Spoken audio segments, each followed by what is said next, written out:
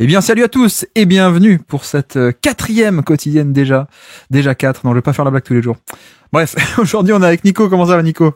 Bah écoute, ça va très bien. Merci de me faire participer un peu, c'est cool. Ouais, de te recycler un peu, on peut dire. Ouais, ouais. Non, mais là, je suis en découverte. Moi, je découvre la NBA, là. C'est cette ligue, ce sport, c'est tout nouveau, c'est marrant, j'aime bien. Alors qu'on salue, on salue donc tout le monde qui est déjà là. Donc Thibaut évidemment, Thibaut Lazone, Sor Freezy, salut. Premier message dans le chat, bienvenue. Bamzerito, Ringo, bon ça c'est les habitués. On a déjà des habitués, Nico, ça fait quand même très plaisir, tu vois. On est à peine à 4 quotidiennes. Il y a Mais déjà tu sais, des fidèles. si même moi, j'en reconnais certains, c'est que c'est vraiment des vrais habitués, quoi. Il y en a qui sont fans de toi, déjà, Bamzerito notamment. Ouais. Salut Mais Walk moi, Gen, salut Casey, The French Cap, bienvenue aussi, Titi Carlito, Flowboy, Dime Zhao, ça fait si longtemps que j'attends ce moment, tu vois. Les gens sont là pour toi en fait, hein, ils sont pas là du tout pour le... non, mais je les comprends. Moi aussi, je m'aime beaucoup. Nico me connaît, tu vois, les gens t'aiment bien, hein, Nico. Les Mais gens ça, c'est t'adorent. normal, ça. Il faut que tu reviennes plus souvent, tu vois. Même dans la vraie vie, tu sais, hein. Je sais pas. Bon alors Nico, à moitié pour la blague. Nous sommes aujourd'hui avec Nico, alias Steel Bolin. Est-ce que vous le connaissez ou pas encore? Nico, tu étais de Basket Info, de l'École des Parquets. Là, tu es là en qualité de histoire, culture, un peu tout. Alors, on peut le dire, t'as un peu décroché de l'actu, mais présente-toi. Bonjour. Je m'appelle Nicolas. Non, je veux Oui, dire pour effectivement, le livre. non, mais j'ai pas mal d'années là-dessus, et c'est que là j'ai un peu coupé pour faire un peu d'autres trucs. Donc je suis pas trop fait de l'actualité, mais je suis toujours un peu le basket, les tendances, choses comme ça. Donc je suis. Puis effectivement, Guillaume ne cesse de m'inviter pour qu'on parle un peu de certaines choses, même si souvent c'est parler du passé. Et dans les choses que je faisais, oui, tu voulais un peu que je parle vite fait du livre que tu as mis en image là, mais effectivement, un de ces temps-là m'a permis d'écrire un livre sur LeBron James, ou plutôt sur comment est apparu LeBron James dans le paysage du basket, comment il est apparu dans la presse, comment on a commencé à en voir passer son nom, juste qui débarquait sans qu'on se dise quoi que ce soit, comment c'est apparu et le voir monter petit à petit jusqu'à cette appellation d'élu et toutes les analyses qu'il y a jusqu'à le moment de sa draft. Donc voilà, j'ai écrit un truc là-dessus que vous pouvez vous offrir ou offrir à d'autres personnes sur Amazon. C'est sûr que ça va vous plaire. Après, Il que y en a vous qui aimez ou disent, que vous je aimez l'aime pas. tellement que j'ai déjà acheté son bouquin. Après, c'est pas une compète. Tu vois, Ringo t'aime bien. Bah, Ouais, effectivement, on après, a fait un podcast ensemble pour parler de ton bouquin. Alors, pas que d'ailleurs, hein, pour parler de hmm, LeBron James en fait. Pendant hmm. plus de 2 heures et je pense qu'on aurait pu en faire 4 de plus, à mon avis. Mais oui, alors Nico qui est à la retraite, mais j'essaye quand même de le sortir un peu de cette retraite. Mais on a fait l'écho des parquets pendant 10 ans. Même toi, t'écrivais avant déjà sur la NBA, sur la draft depuis quoi? Pendant 15 ans, non? Plus? J'ai dû commencer à vraiment écrire 2008-2009, je crois. C'est vers là que j'ai Ouais. commencé à faire des trucs. Donc ouais, ça date un peu. Mais tu Donc vois, je voilà. suis comme Charles Barkley, je suis toujours dans le parage, même si je suis pas trop le basket. Et je parle du basket sans trop suivre quand même, je fais pareil. Ouais, mais après, la différence avec Barclay ou Shaq, c'est que toi, contrairement à Shaq, tu serais capable d'expliquer pourquoi une défense switch. Oui, oui. Parce qu'apparemment, Shaq n'est pas capable, toujours pas aujourd'hui.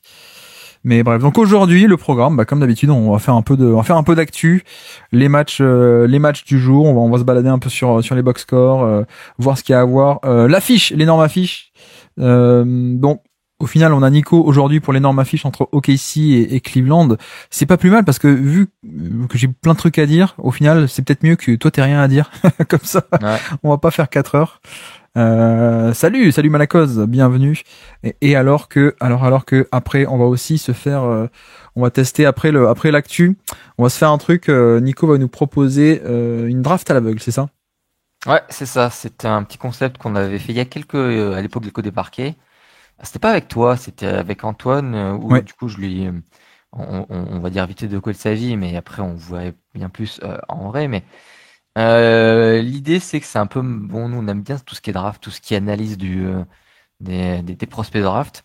Et ce qui était marrant avec Antoine, c'est que lui il avait pas suivi, lui il suivait pas trop la draft, il suivait plutôt les gens une fois qu'ils étaient en NBA. Du coup je m'étais amusé à lui euh, présenter un scouting report d'un joueur en ne citant pas son nom, en le laissant anonyme, mais d'un joueur qui soit est en NBA, du moins où on est quelques années après sa draft et où on sait un peu ce qu'il est devenu.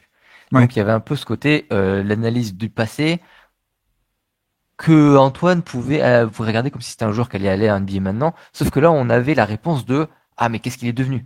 Et ça peut permettre de voir un petit peu si le dit Antoine avait une analyse fine ou s'il tombait juste pas. Mais c'était plutôt le prétexte de s'amuser à le faire analyser un joueur et voir que en fait entre le scouting report et la réalité, des fois ça change beaucoup, des fois pas, des fois il y a des logiques. Ça rejoint un peu le pourquoi j'avais tort qu'on fait toi et moi, mais en direct et en un peu plus marrant parce qu'il y a ce côté aveugle. Et du coup, c'est ça, je te présenterai un scouting report anonyme, un peu comme les CV anonymes. Tu me diras ce que t'en penses. On fera l'analyse de ce joueur. Tu me diras si tu le draftes haut, pas haut, si tu le draftes pas du tout, tout ça, tout ça. Ouais. Et après, cette discussion qui sera. Après, c'est aussi l'idée de voilà, on a une quotidienne, on va parler de l'actu, on va parler des matchs du jour, et puis on se réserve aussi des petits moments pour parler d'autres choses. C'est un peu ça l'idée. D'ailleurs, demain, on va parler d'un bouquin avec Antoine. Antoine Tartrou, qui lui aussi encore un retraité qui suit plus la NBA, qui va venir nous parler du bouquin sur Hakeem Olajuwon. Donc voilà. Mais voilà, c'est un peu l'idée, c'est que alors pour l'instant on a reçu Baptiste et Azad qui sont à fond dans la tactique et tout, mais c'est un peu l'idée que sur cette quotidienne on reçoive plein de gens pour parler parfois de tout, quoi, pas que des matchs du jour.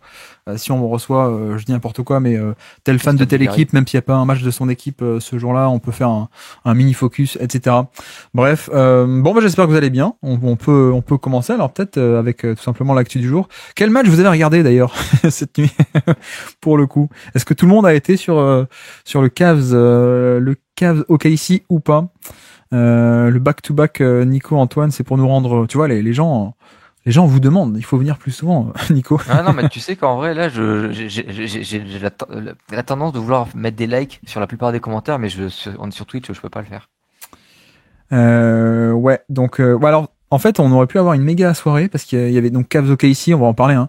On va en parler, mais ouais, effectivement, donc il y avait Bucks Spurs, nous dit Malakov, mais effectivement, c'était apparemment un peu décevant. Je comptais le regarder à la base, le Spurs Bucks.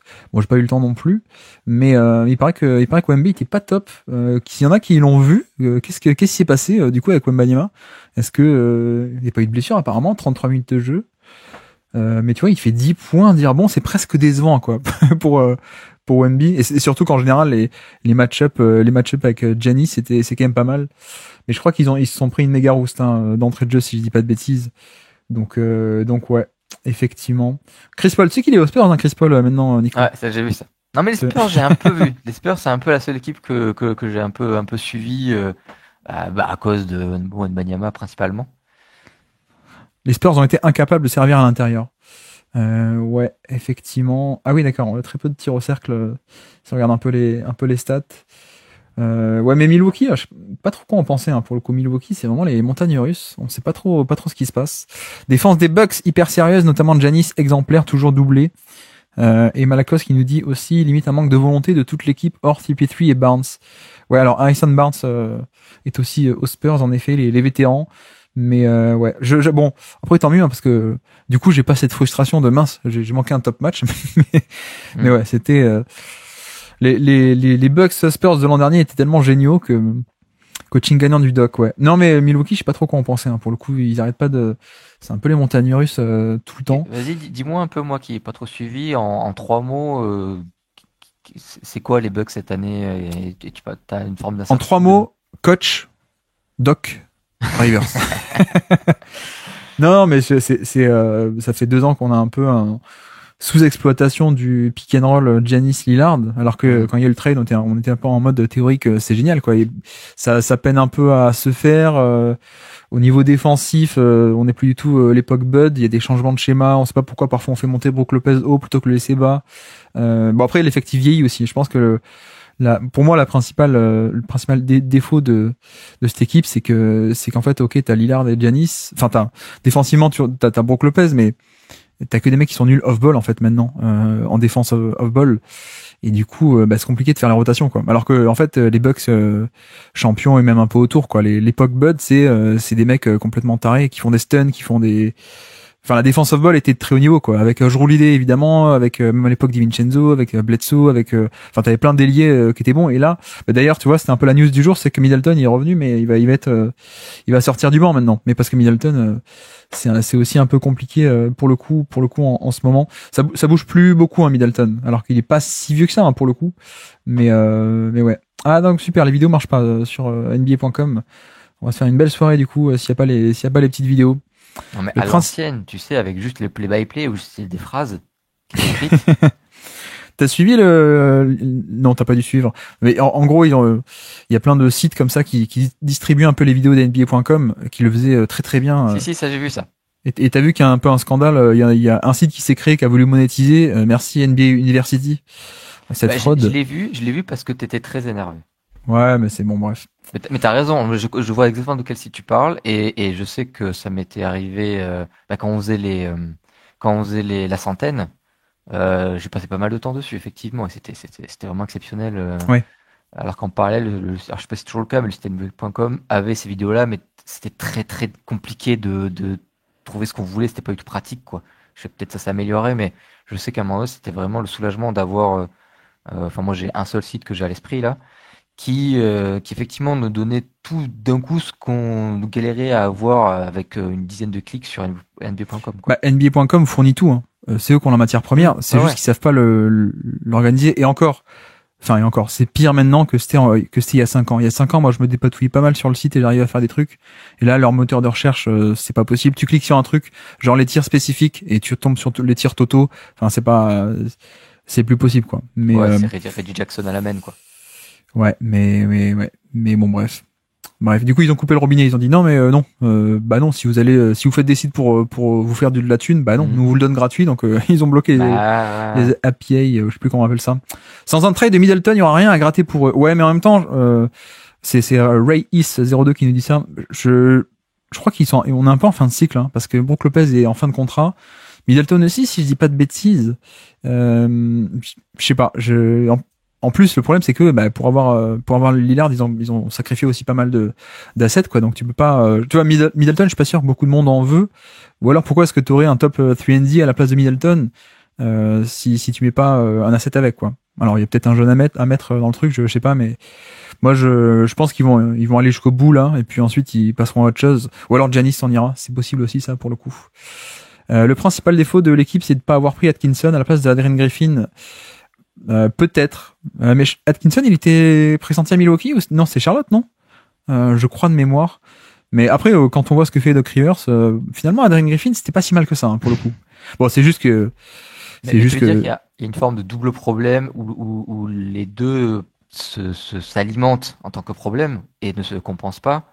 C'est donc une équipe un peu vieillissante, un effectif pas aussi optimal qu'avant sur l'âge, les santé physique, et aussi tu parles un peu de certains profils des joueurs secondaires.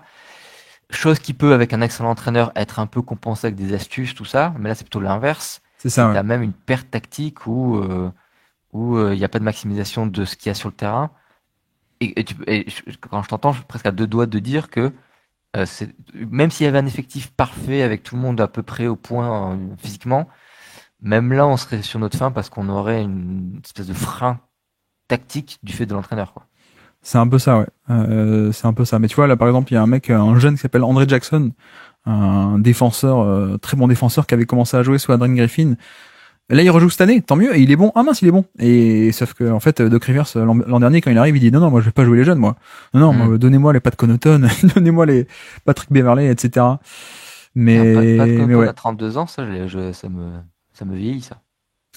Comment tu dis, pardon? Pat Connaughton. Ouais, il est pas si vieux que ça, Pat. 32 ans, je vois, là. Oui, ils sont second à prompt, les Bucks. Donc alors je sais pas si tu sais ce que c'est le second à prompt, mais du coup c'est des restrictions, et du coup ils peuvent pas, par exemple, faire un échange où ils mettent plusieurs joueurs ensemble dans un package pour avoir un retour, des trucs comme ça. Donc c'est très très limité. Middleton a progressé au shoot et régressé partout ailleurs. Ouais, mais en même temps, je pense que la blessure est quand même, enfin, il est blessé, il bouge plus trop, quoi. Tu vois, même sur isolation, Nico, enfin, ça a jamais été un énorme scoreur, mais il pouvait bouger un peu. Là, c'est vraiment jab step, shoot par dessus, quoi. Ça bouge plus, quoi. Ah ouais, il est dans les années 2000, quoi. Ouais, il est surtout dans les années, il y a plus d'ange, quoi. J'ai un peu l'impression. Juste Denver Clippers, qui a gagné? C'est Denver, donc ils ont mis 26 points aux Clippers. Je suis juste allé vérifier un truc. Donc, effectivement, Jokic n'a pas joué. Ok. Donc ça va. Parce que sinon j'aurais été très énervé, qu'ils aient juste reposé Jokic. Parce que hier on avait un choc. On aurait dû avoir un des chocs de la saison qui était Boston-Denver. Et qui finalement, il y avait pas Jokic. Bon, apparemment, il est vraiment malade, quoi. C'était pas un load management, donc ça va. Là, c'est DeAndre Jordan qui a joué 23 minutes. Ok. C'est bon, passons. Bon, bah, du coup, on n'a pas les petites vidéos, c'est un peu pénible. On va pas pouvoir trop se faire comme on fait d'habitude. Cela dit, si vous écoutez en podcast, ça change pas grand chose. Les Blazers qui gagnent contre les Pelicans. Pelicans, c'est un peu, c'est vraiment compliqué, hein. Je crois qu'on en a parlé hier déjà, mais bon, je pense que bon, il y avait pas Zion évidemment en back-to-back. Mais est-ce que les Pelicans, c'est pas l'histoire de leur vie depuis que c'est les Pelicans d'avoir des joueurs de talent et de jamais réussir à dépasser le milieu de tableau, quoi. C'est un peu l'idée, mais en plus ils ont eu hécatombe de blessures et là ils sont derniers de la conf. Ouais, alors mais qu'on les attendait. Ah oui, dernier.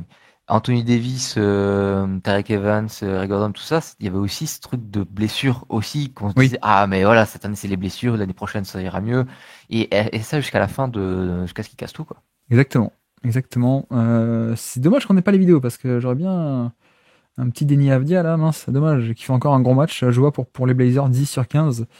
On a parlé des Blazers il y a 2-3 jours, et finalement, je commence un peu à changer d'avis sur Chauncey Billups, mais bref, on va pas redétailler. Ah, parce que vu ce que, comme dit, de mon petite lucarne très éloignée, de mes tweets, quoi. Que c'est le pire entraîneur qu'on ait vu depuis un bail, quoi.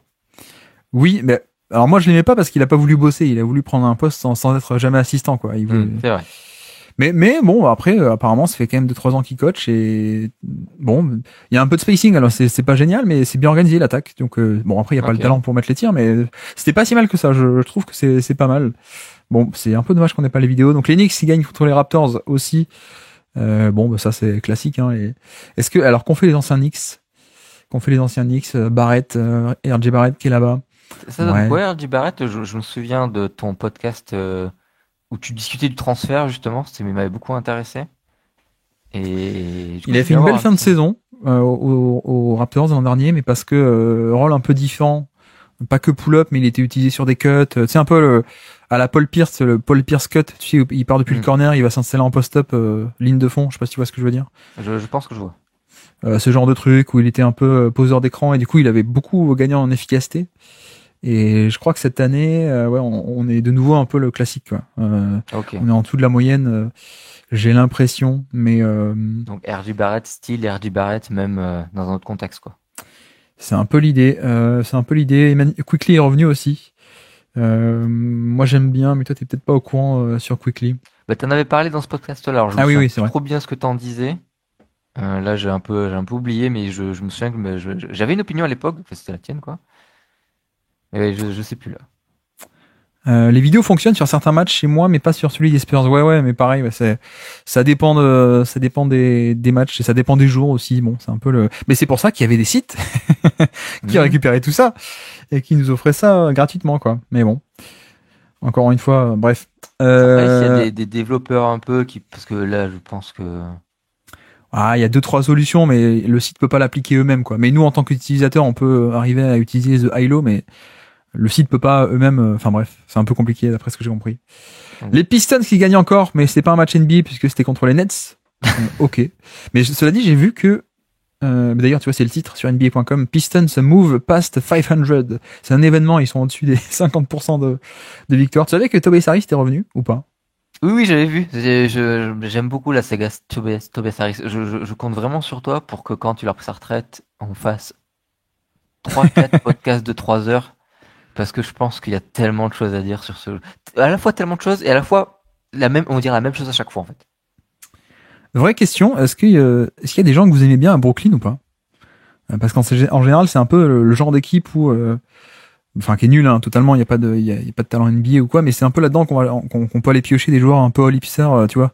Hipster team sous les radars. Un peu comme les Sixers de l'époque de The Process, quoi. Exactement, ouais, exactement. Moi, j'avoue que j'aime bien Jalen Wilson. Ça me plaît pas mal. Bon, il y a Claxton quand même. Hein. Claxton est très très sympathique. C'est le vrai joueur NBA dans le lot. J'espère que c'est le seul pourra être échangé. Ouais, mais c'est le seul. Enfin, déjà, c'est le seul qui est top 200 NBA, je pense. Mais en plus, pour moi, il est top 50 ou pas loin, quoi. Mais ouais, alors Cam Johnson, ouais, mais alors apparemment, il jouait pas sur ce match-là. Il était malade. Oui, D'Angelo Russell, Cam Johnson. Et je veux dire, ils vont se faire échanger. Ça compte pas. Ça compte pas, les gars. Clowney, ouais, il paraît que Clowney est pas mal parmi les petits jeunes. Les deux Cam. Alors ouais, je suis moins fan moi de Cam Thomas, moi pour le coup. Mais on en reparlera peut-être quand on le reverra. Il a pas joué là non plus. Zaire Williams aussi est là-bas. Qu'est-ce qu'il fait Zaire Williams d'ailleurs? Que fait Zaire Williams, qui était un ancien top 10 de draft de Memphis? Je sais pas trop ce qu'il devient à Brooklyn. Bref, bon, sans les vidéos, c'est un peu dommage. Tant pis. Et donc, est-ce qu'on a fait tous les matchs? Ah oui, Sixers Washington. Sixers Washington, il paraît que c'était assez français. Donc victoire des Sixers. Yabusele est titulaire actuellement aux Sixers. Tu le savais ça? Ah bah ça je le sais. Tout ce qui est la France, les infos arrivent. Ça et surtout j'ai l'impression que t'as vraiment tout le monde qui est très C'est les content algorithmes. Oui oui. Non mais je pense que tous les Français sont qui écrivent, qui tweetent, surtout là que je vois sur la NBA, sont très contents de voir les Français en NBA et surtout Yabusele, de ce que je comprends, montrer qu'il a sa place à NBA quoi. Bah, en vrai, alors il est pas fait pour être... Ah tiens, la vidéo marche. Il est pas fait pour être titulaire NBA, hein, pas du tout. Mais en fait, il y a un aspect, ne serait-ce que du stretch big en fait, qui marche très bien hein, pour le coup. J'avais vu le match contre Phoenix il y a 1 ou 2 jours là, plutôt 2-3, mais il y a des séquences où bah ouais, en fait, c'est cool d'avoir un pivot de pick and pop, ou alors c'est cool d'avoir un pivot qui est capable d'espacer un peu le jeu quoi. Mais, après, le problème c'est qu'il y a un compromis défensif et qu'il y a pas, voilà, c'est plutôt, je pense, un mec 6e, 7e homme quoi, plutôt que titulaire, mais actuellement, Embiid, d'ailleurs, je sais même pas trop qu'est-ce qui se passe avec Embiid, où est-ce qu'il est. Alors qu'on accueille, Doc Ryder est là. Et Lon Uchiwa aussi, salut. Salut. La fanbase des Sixers sont vraiment amoureux de Yabusele, c'est fou. Ouais, mais après, on peut comprendre aussi, hein, c'est un joueur qui est très, très, très cool, quoi. Mais toi, tu te souviens, alors, parce que, tu sais, Azad et Baptiste, quand je leur en parle, ils savaient pas. Toi, tu te souviens de l'époque de sa draft, où il Bien était sûr. appelé, le French Draymond Green. Bah, Où j'allais te dire, son gabarit physique faisait penser à ça, et puis il y avait de la technique aussi. Ouais, c'était quand il s'est drafté, je crois, 16e, un truc comme ça. Ouais. Moi, je suis ravi. Tout le monde est ravi, mais après, on reste sur l'idée, bah, c'est des profils, c'est des potentiels. Après, est-ce que ça marchera ou ça marchera pas? C'est une autre affaire.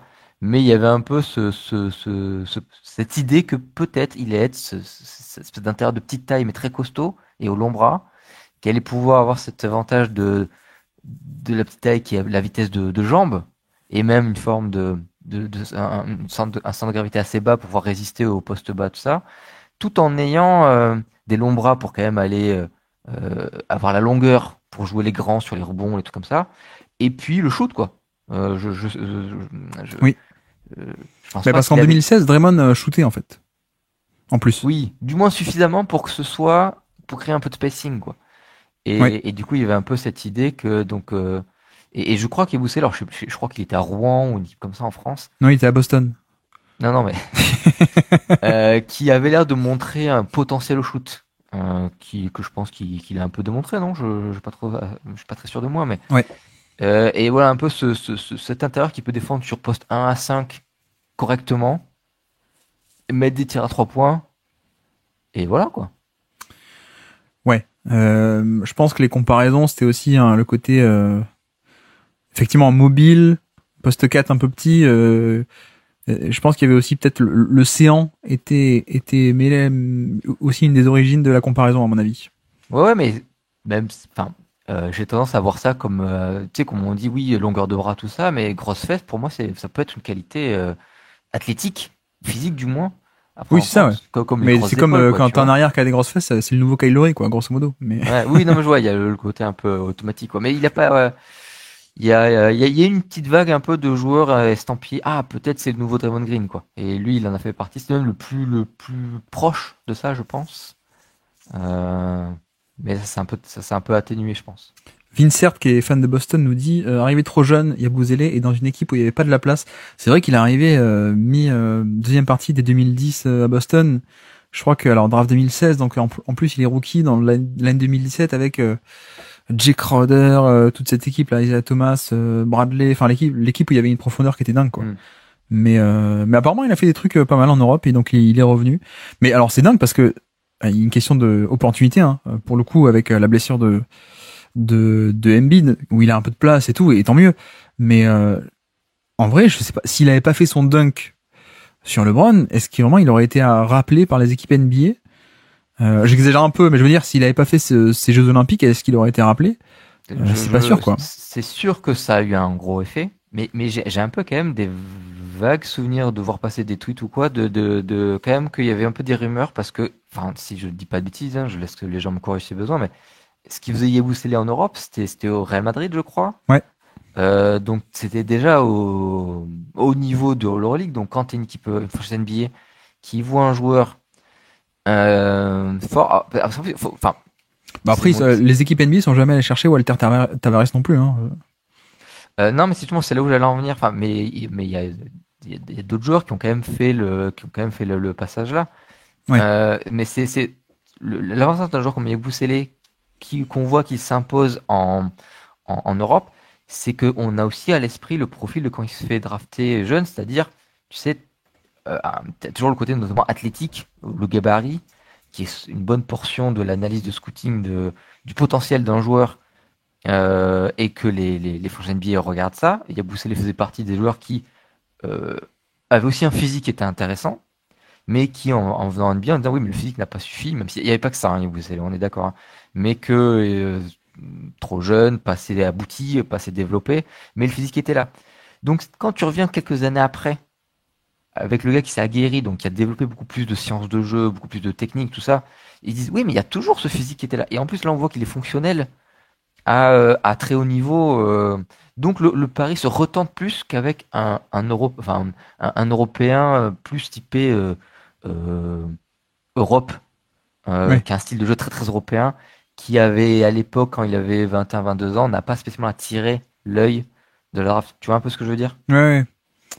Ce qui vaut plus qu'un minimum, Yabusele, bah je pense, hein. Alors, encore une fois, moi je pense pas que ça va être un gros joueur NBA dans une équipe compétitive qui est à 100% physiquement, mais ouais, plus qu'un minimum, oui. C'est après, voilà, regarde le profil aussi, on est sur un mec qui a 90% de panier assisté, quoi.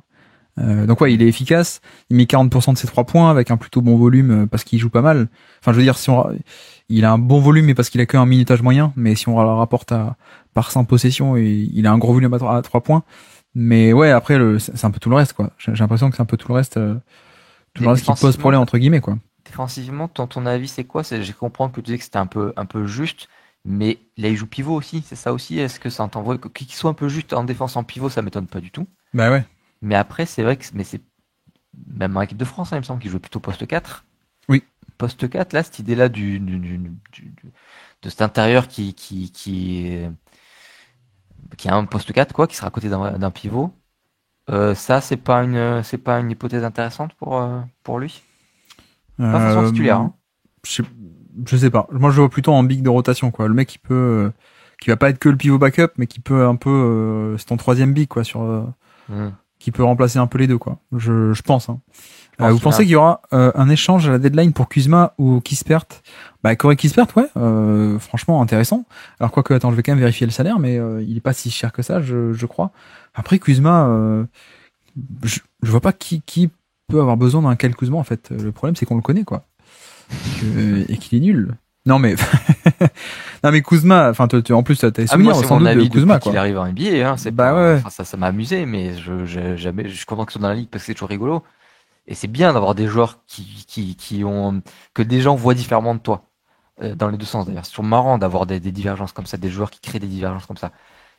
Mais moi, jamais je l'aurais voulu dans mon équipe, déjà à l'époque où je suivais, quoi. Bah voilà. Bah maintenant il est un peu plus gros au volume à Washington et non, j'ai du mal à voir, hein. Franchement, j'ai du mal à voir qui pourrait être intéressé parce que c'est un scoreur, mais que pour lui, mais pas efficace, qui a pas trop de jeu off ball, alors un peu un minimum, mais enfin c'est pas la folie du tout, quoi.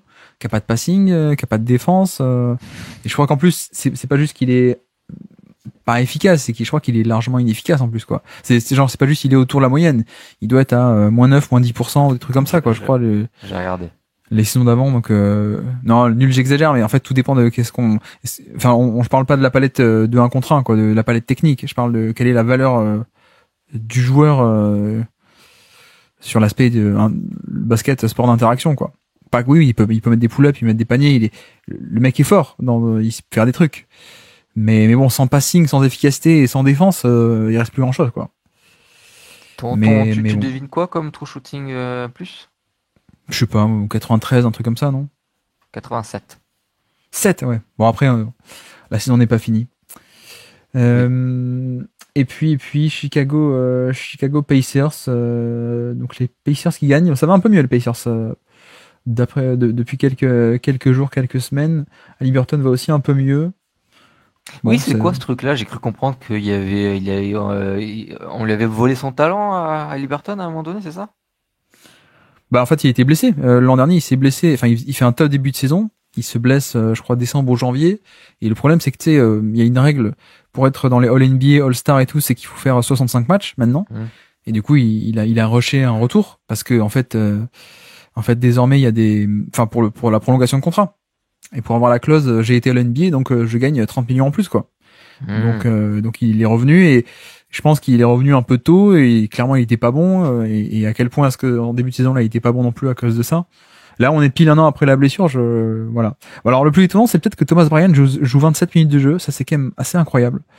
Et ils ont quand même gagné le match. Est-ce que ça en dit pas beaucoup sur Nikola Vucevic de l'autre côté, qui est la cible prioritaire de de nos amis les Warriors qui vont sauver Stephen Curry avec Vucevic, le stretch 5 qui n'est pas un stretch. Bref, c'est un demi-stretch, c'est ça? On peut parler, on se parle du match du jour, peut-être le gros match du jour. Qu'est-ce que t'en as pensé alors, Nico? Je pense que l'entame a été. En fait, je pense qu'il y a beaucoup d'énergie, de volonté, et qu'en fait, c'est l'équipe qui en voulait le plus qui a gagné, en fait. Ouais, d'un point de vue tactique ou technique, parce que tu sais que Deschamps a dit qu'il partait là. C'est plutôt technique ou tactique à ton avis là? Je dirais que c'est un peu de l'un, un peu de l'autre. Bon, sérieusement, qu'est-ce que vous en avez pensé? Dites-nous tout. Mince, du coup, j'ai perdu la page Twitch, évidemment. Pour moi, clairement, un des matchs de l'année. Hein. On a été gâté avec un Boston. J'arrête. Avec un Boston OKC il y a quelques temps, qui était très cool. Je pense que là, on a aussi à faire un des matchs de l'année. Un match où d'ailleurs, je pense que vous avez vu la stat ou alors vous avez vu le match, mais en effet, très peu. Je crois qu'il n'y a jamais eu plus de 10 points de différence et 30 changements de lead, comment on dit, de repasser devant le score, quoi, grosso modo. Mais ouais, match assez dingue avec en plus pas trop de blessures, hormis les blessures de longue date, hein, Chet Holmgren et autres. Mais ouais, assez dingue. J'étais heureux que ça fasse pas pétard mouillé. Ouais, je suis un peu d'accord. Ça aurait fait chier qu'il hype enfin un match saison régulière pour que ça soit naze. Ouais, alors ça c'est vrai que c'est un truc, c'est jamais vu ça. Un match à ce point hypé par la NBA elle-même qui vend son produit. Et ça devrait être la norme, tu vois, Nico. Sauf que c'est pas la norme que la NBA fasse autant de pubs, dise du bien d'un match. Ouais, soyez au rendez-vous en match de saison régulière. Ça fait quand même plaisir. Mais ouais, non, franchement, un match assez dingue. Bon, il y a pas mal de points qu'on peut aborder. Je sais pas trop dans quelle ordre on peut les aborder. Il y a pas un truc qui a été, si tu retiens un seul truc qui a été décisif dans le match, qui a changé la donne, c'est jamais vrai comme truc, mais c'est un bon moyen de résumer, de clarifier les choses. Voilà, un élément qui t'apparaît être celui de le plus gros vecteur de victoire ou de défaite pour l'une ou l'autre. J'ai envie de dire l'arbitrage, à mon avis. Les matchs. Même s'il y a eu 2-3 trucs à la fin un peu bizarres. On nous dit le duo Allen Mobley et le banc des Cavs ont fait la différence. Ouais, en effet. Au final, les deux équipes se ressemblent beaucoup. T'es en train de dire que c'est les joueurs de Cleveland qui ont fait la différence, quoi. C'est les basketteurs qui ont gagné le match.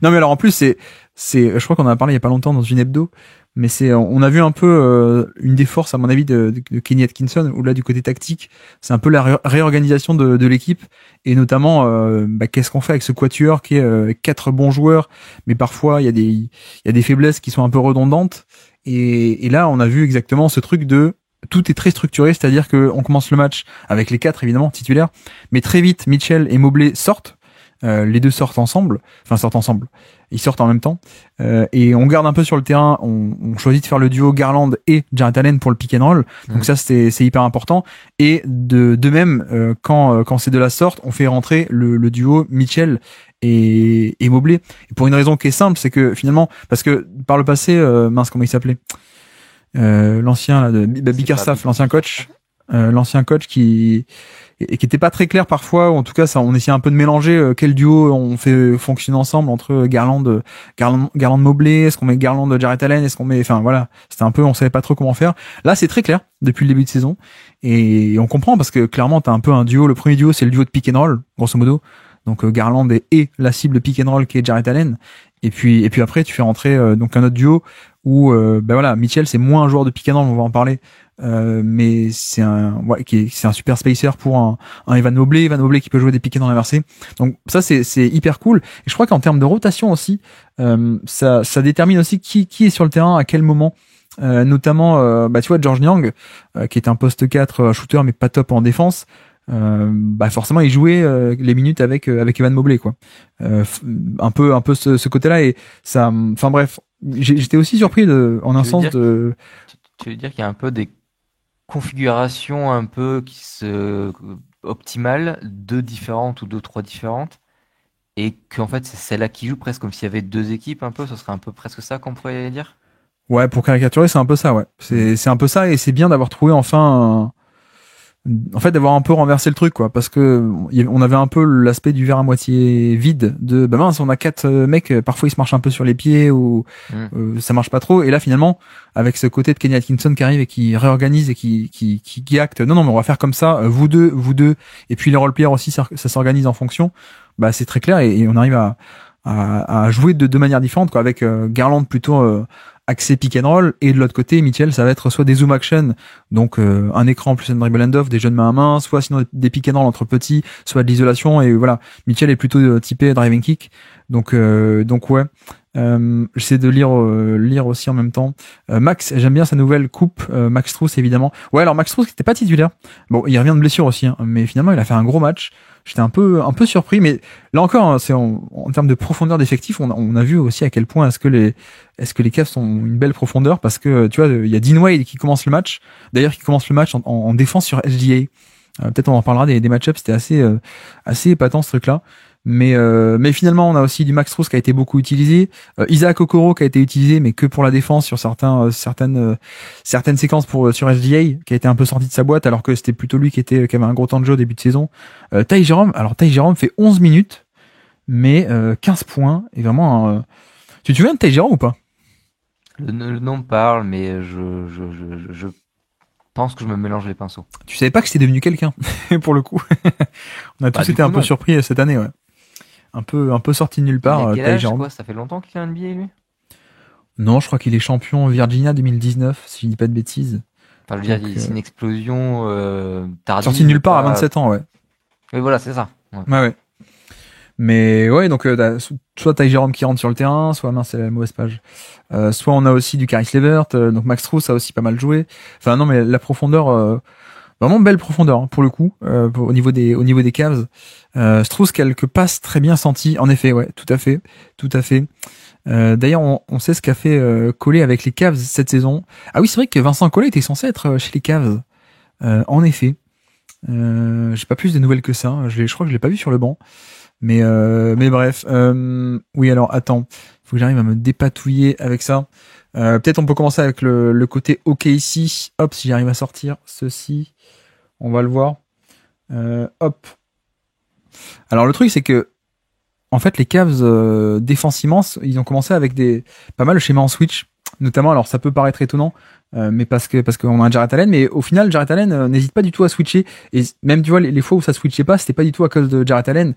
C'est plutôt au niveau de Garland et de Mitchell que certains pick and roll on voulait pas trop switcher. Donc là pour le coup un premier pick and roll, tu vois, avec Mitchell qui défend sur Jalen Williams. Bon, on est un peu obligé de faire ça. Pourquoi? Parce que en fait on veut mettre Evan Mobley en roamer, c'est-à-dire on le met sur un non-shooter, ou plutôt un mec un peu moins dangereux, on va dire. Donc Evan Mobley au début il était sur Cason Wallace pour être un peu en safety autour du panier et pour pas être en marquage individuel, et donc fallait que Mitchell se tape un peu Jalen Williams. Mais voilà, c'est un peu cet aspect-là. Donc première possession où ça switch pas trop, mais très vite on va voir que ça va switcher. Donc là une possession juste après, vous voyez qu'un pick and roll où il y a pas ni Mitchell ni Garland, ça va switcher assez facilement. Et c'est vrai que ça reste aussi un des trucs principaux de l'attaque d'OKC, c'est soit on va cibler des petits, soit on va essayer d'attaquer le switch finalement des Cavs. Mais finalement ça a plutôt pas mal tenu, hein, pour le coup. alors que là on voit aussi un excellent système fait exprès pour être contre le switch. Vous voyez ici donc pick and roll entre petits, entre SGA et Ludort pour aller chercher Garland. Et de l'autre côté, on va essayer d'utiliser le Mobley qui essaie de tricher, de venir aider au panier, donc qui est mis sur Casey Nolas. Hop, on le fait sortir en même temps Casey Nolas, renversement de jeu, extra passe, excellent écran de la part ensuite de Hartenstein qui va bloquer pour un layup. Bon, ça marche pas parce que Evan Mobley était partout sur ce match-là. Mais voilà, il y a vraiment un aspect où l'attaque, là encore, un exemple avec, cette fois, c'est Jalen Williams qui va provoquer le switch. Hop, il va aller chercher un Jarrett Allen et il va arriver à scorer sur l'isolation. Donc ça, c'était un point principal, finalement, de ce match-là et de l'attaque de OKC. C'est à quel point ça a marché ou pas marché. Et d'ailleurs, très vite, vu que vous avez vu tous ces switches, on voit directement aussi un contre-move qu'a fait OKC, c'est l'écran glissé. C'est-à-dire que là, donc pick and roll entre SGA et Hartenstein, donc on voit que Jarrett Allen, comme tout à l'heure, va monter et va prendre la responsabilité, mais que fait Hartenstein? Bah, il pose pas l'écran en fait, il va vite s'écarter et comme ça fait un peu de facto un 2 contre 1 sur le ballon et l'écran n'est pas posé, il va vite s'infiltrer derrière et c'est comme ça que hop on libère et le fameux écran glissé qui est un peu l'antidote anti-switch qui a pas mal marché. Mais voilà, pas mal de séquences comme ça. Bon, SGA on le connaît aussi, hein, il est à peu près capable de scorer sur n'importe qui, y compris donc parfois sur des switches. Et donc là, évidemment encore un grand match de la part de SGA pour le coup. Là on voit un switch, il va chercher un Jarrett Allen, Cleveland switch pour laisser aucun décalage, et puis derrière SGA qui peut aller au panier. Je sais pas si ça suit aussi les progrès de SGA en tant que scoreur implacable. On a clairement affaire à un mec qui va être MVP ou qui est d'un niveau MVP quoi. Alors que pour le coup, tu sais quand on le découvre, c'est vraiment un général de terrain quoi. Ah oui, puis je me souviens un peu des scouting reports là aussi assez clivants à l'époque avant sa draft. Toi, t'étais assez, bon, peut-être pas confiant, mais tu avais plutôt une bonne opinion de lui. Et ouais, bah, c'est assez impressionnant le joueur qu'il est, en plus d'un style pas si athlétique que ça, même si ça veut rien dire, mais vous voyez ce que je veux dire. Ouais. Le côté, finalement, c'est une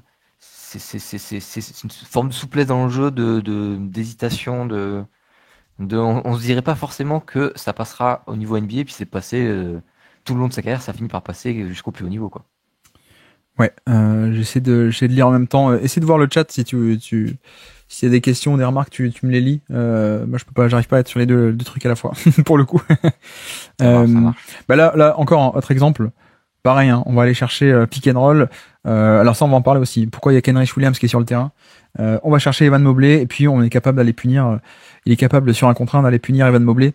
Voilà. Alors il va pas jusqu'au panier, mais il peut s'arrêter dans la short mi-distance.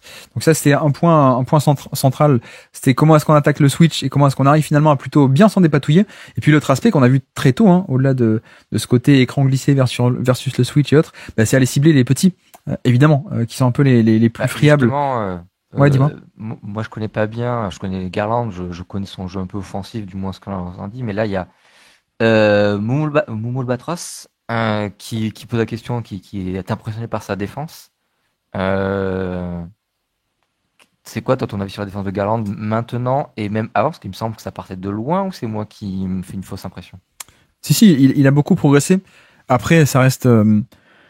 comment dire, bah c'est le mec qui maintenant fait des efforts, se donne bien, essaie de traverser les écrans et tout, mais si tu veux, quand t'as un mec de calibre MVP avec LZA, bah ouais, en fait il va même s'il est mieux qu'il est pas kata, ça reste quand même un des maillons faibles quoi, un peu pareil pour Mitchell quoi. Faut bien trouver quelqu'un à attaquer et au final ils vont un peu à la chasse au plus faible quoi, même si en effet oui, comparé au tout début de carrière, c'est quand même largement mieux, mais là tu vois on voit une première fois Jalen Williams dès le début de match qui va un peu le cibler, et SGA aussi, alors assez surpris parce que donc comme on disait, c'est Dean Wade qui a commencé le match titulaire et qui en plus le match-up principal de SGA. Et Max Strus, qui était plutôt, alors avant sa blessure, le poste 3 titulaire de cette équipe, dès qu'il est entré sur le terrain, il s'est fait cibler. Alors que tu vois, de base, moi j'aurais quand même plutôt dit, bah Max Strus c'est quand même un peu le meilleur défenseur des deux, c'est lui qui va en mettre plutôt sur SGA, si on devait choisir. Et en fait, SGA est allé cibler encore et encore les petits, donc y compris Max Strus, donc j'étais assez surpris là-dessus. Là encore, on voit un exemple, hein, très simple, hein, donc les pick and roll entre petits, là même pas besoin de pick and roll, juste en transition, on hérite de Garland, donc non, toi tu t'en vas, va-t'en Jalen Williams, hop, j'attaque. Ça vient aider, évidemment, extra passe, un 3 points ouverts, ne serait-ce que juste sur la création pure de la part de... Donc, Gilgeous Alexander, en fait, il vise pas tant le talent du défenseur du joueur d'en face, mais plutôt le gabarit. C'est ça qui cherche à là où il voit son avantage, c'est ça? Oui, bah il est plus grand et il est Non, tout en mais c'est par technique aussi, tu rapport sais. à Max Truss qui finalement il va pas vers lui, il va plutôt vers l'autre. Ouais, bah alors Max Strus qui est un bon défenseur, mais en fait c'est juste que personne n'arrive à stopper SGA quoi pour le coup. Hmm. Il y a juste cet aspect-là quoi. C'est très très simplement. Autre raison qu'on voit ici là, qui a été beaucoup fait, mais qui est fait beaucoup avec OKC, hein, c'est les pick and roll entre petits, donc pas avec un gros qui pose l'écran, mais avec un petit. Et le petit c'est Isaiah Joe, donc le shooter excellent shooter d'élite, qui là vient même pas poser l'écran. Là il vient juste essayer d'impliquer un peu Max Strus, donc et hop directement il part. Et là erreur sur le switch, enfin ça switche pas. Du coup on voit que les deux restent sur SGA et donc pick and pop, très vite, extra pass et encore un 3 points dans le corner pour Jalen Williams cette fois-ci. Voilà, vraiment ce côté où Cleveland est pas mal défensivement, a peut-être la meilleure raquette de NBA défensivement, alors que là on le voit attaquer encore une fois Max Strus sur post-up, mais il y a quand même des petits qui sont plus fragiles que les grands, donc forcément une attaque comme OKC qui a Jalen Williams et qui a SGA, on va aller cibler encore et encore ce genre de mec quoi. Là encore on voit aussi alors un aspect qu'on n'a pas encore abordé, cette fois il va cibler Caris LeVert, hop, on amène Mitchell sur l'action cette fois-ci, tu vois. Ça va switcher, je suis même pas sûr qu'il essaie de switcher, il veut peut-être faire un hard edge et revenir, sauf que SGA il lui laisse pas le temps. Je fends le pick and roll en deux, hop, je passe entre les deux, je split le pick and roll, je crée le chaos. Alors le tir est manqué, mais voilà, ça c'est aussi un point central. C'était le rebond offensif. Et pour le coup, Hartenstein a aussi été recruté pour ça. De toute façon, OKC est très bon sur les rebonds offensifs, mais Hartenstein apporte aussi beaucoup ce truc-là. Et si on fait pause, juste on va voir les stats. Ça a été un truc que OKC fait très bien, le jeu des possessions, aller chercher ces trucs. Mais paradoxalement, on va en parler, Cleveland a été incroyable aussi là-dessus. On en parlera quand on parlera du côté de Cleveland, mais là-dessus, la bataille des possessions a paradoxalement été gagnée par les Cavs, qui sont pas d'habitude une équipe qui va tant que ça au rebond offensif, ou qui joue tant que ça ce jeu des possessions. D'habitude, c'est plutôt OKC. Et là, voilà. Mais en tout cas, sur cette possession-là, Hartenstein, vas-y, excuse-moi, tu voulais dire? Ouais, je voulais dire que je pense que c'est un peu ce que tu disais, c'est que je pense à Hartenstein et c'est le fait qu'ils soient en full trouble qui a fait basculer le match, quoi. Oui, effectivement, parce qu'en plus, Je suis en train de répéter ce qu'a dit Ringo. ah ouais, je me doute, hein, je me doute, mais il a totalement raison, Ringo. Encore dernier exemple, là, on a vu, il a ciblé Ty Jerome justement dès qu'il a pu. Là, c'est pareil, George Niang. Ça, on switch pas complètement. Il arrive un peu à naviguer. SGA.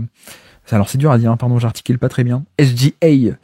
Il arrive un peu à amener les deux. On crée un KO. Hop, tir ouvert et en plus rebond offensif derrière de Aaron Wiggins. Celui-là, tu le connais pas en plus, je crois.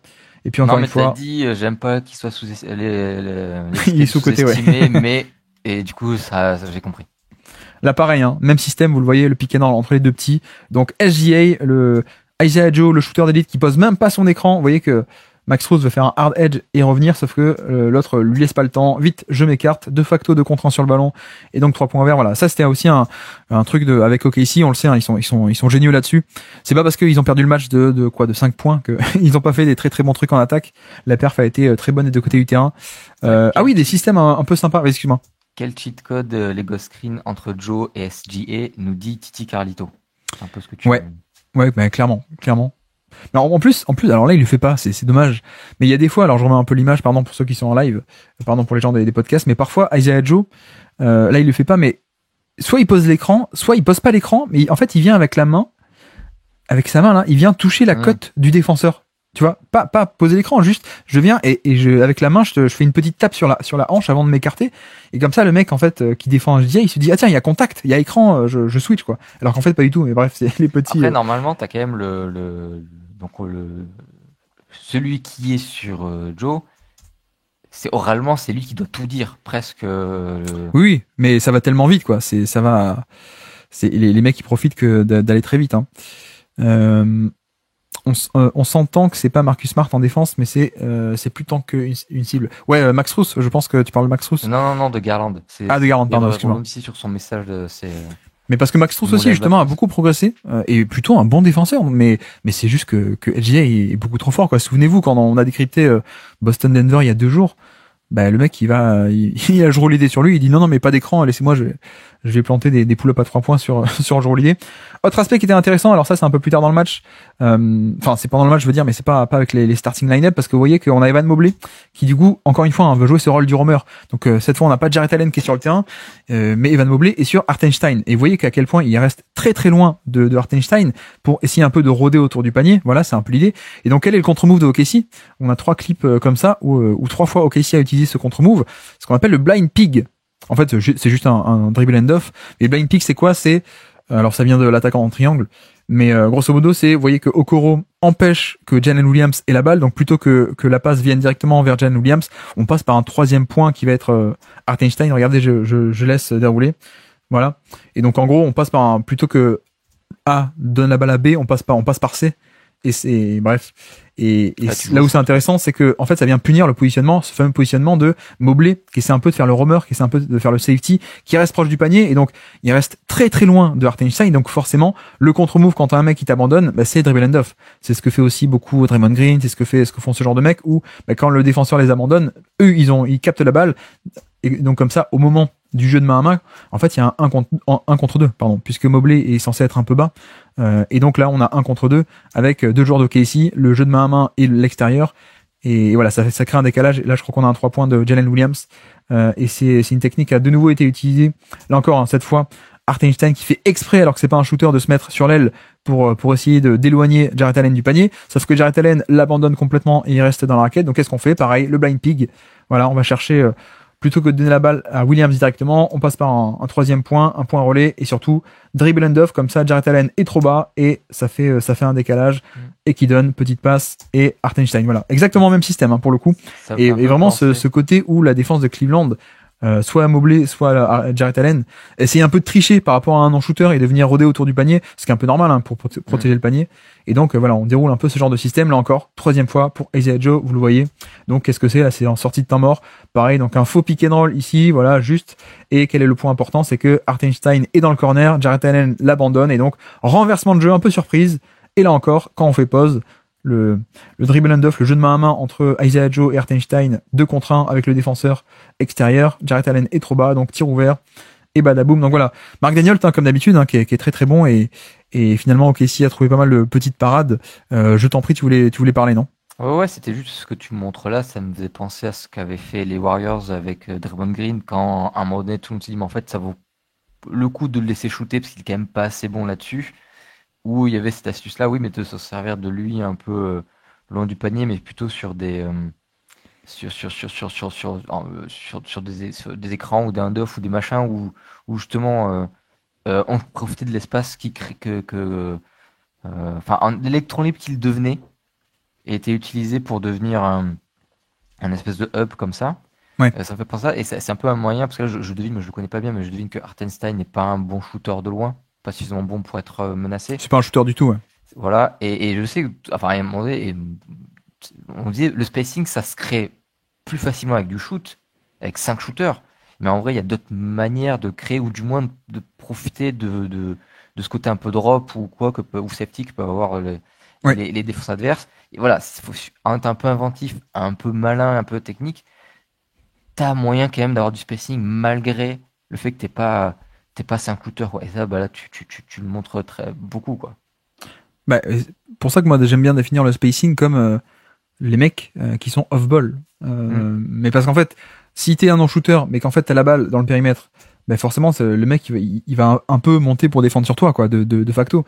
Donc c'est pour ça que pour moi les mecs qui font le spacing, c'est ceux qui sont off-ball. C'est pas tant, enfin une fois que t'as la balle, non. Mais c'est un peu, voilà, je sais pas moi, qui est-ce qu'on a en Ja Morant ou à l'époque John Wall ou des mecs comme ça. C'est pas des bons shooters, mais c'est pas grave, parce que si c'est eux qui ont la balle, c'est les autres qui doivent savoir shooter, en fait. Voilà, donc c'est un peu l'idée. Même sans ballon, sans ton shoot, tu peux faire un tas d'actions hors ballon, ouais. Des écrans ou voilà, être ce genre de relais un peu. Tu t'as montré un peu au début de cette séquence là, une espèce de jeu en triangle comme on voit au foot européen, quoi. Ce côté, plutôt que de faire la passe directe, passer par un relais, mais qui crée une incertitude dans le sens, ah mais ce jour-là il a la balle, il la rend tout de suite, qu'est-ce qui se passe? Ça crée du mouvement, même si en vrai si t'es un peu intelligent, en défense tu pourrais te dire laisser long faire, ça sert à rien. Mais non, t'es jamais sûr, donc tu bouges quand même un peu. Et des fois, ça suffit juste à créer le petit espace qui t'ouvre des trucs, quoi. Alors justement, on enchaîne avec là où Mark Daniel a été très bon, vous allez voir. C'est la zone. Alors la zone, c'est pas lui, hein, la zone c'est la défense des Cavs. On enchaîne pourquoi? Parce que on est sur une séquence où pick and roll entre petits, vous le voyez, Max Strus et Ty Jerome, ouais. SGA qui va provoquer la faute de Ty Jerome. Ok, donc qu'est-ce qu'on fait position d'après? On installe la zone. Et une zone qui va au début pas mal marcher pour le coup. Donc la zone c'est quoi? Une zone en 2-3, vous voyez qu'il y en a deux en haut, les deux petits en première ligne, et puis les trois derrière qui pour protéger le panier et pour faire un peu le balayage. Ok. Et là, première possession, Edgy est un peu surpris par ce côté zone, il se fait un peu enfermer, il essaie d'attirer les deux mais il n'y arrive pas, et c'est juste perte de balle parce que il a deux sur lui.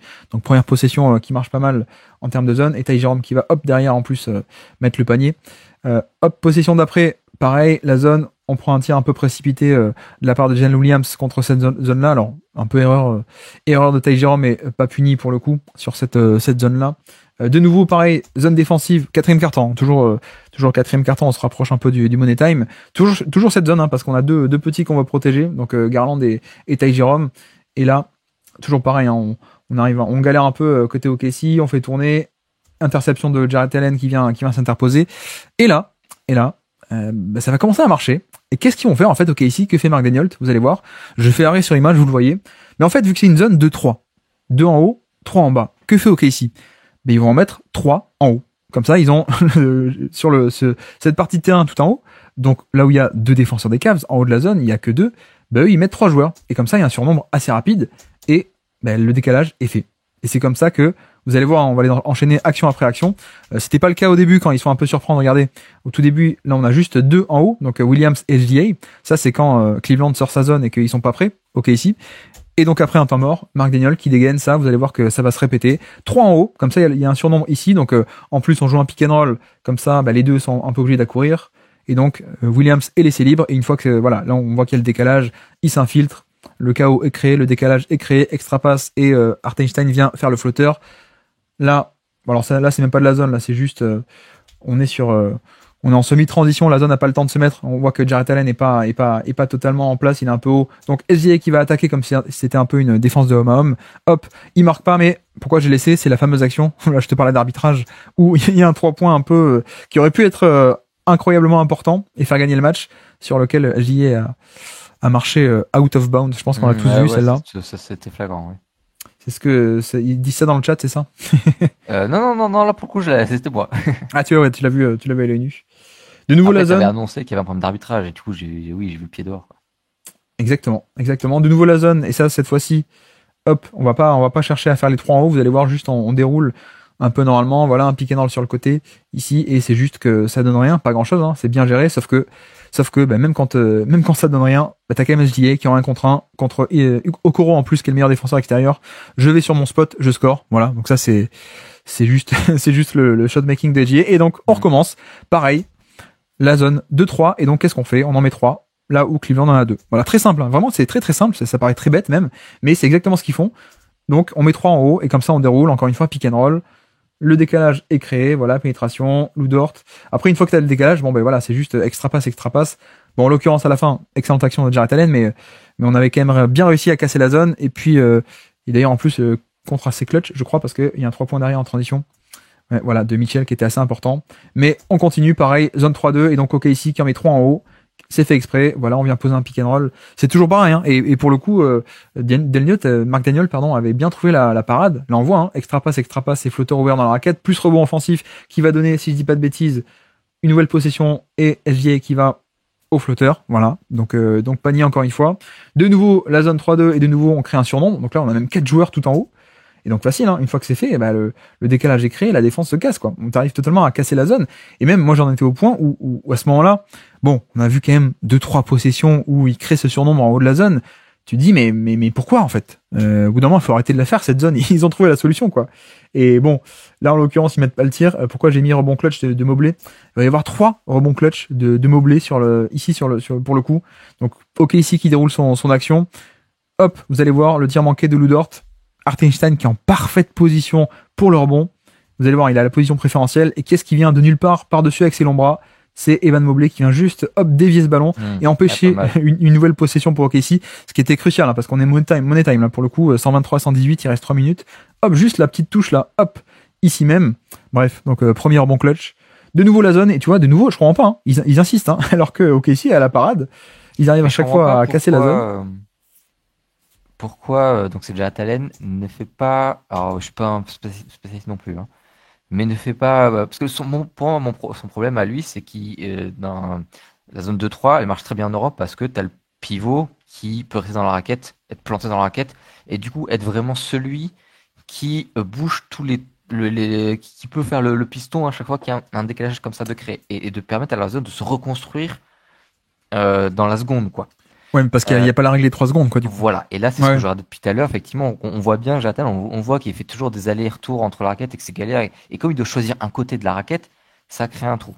Mais du coup. Oui, puis même depuis les côtés, parce que font, il en met 3 en haut, mais il en met aussi 2 dans les corners.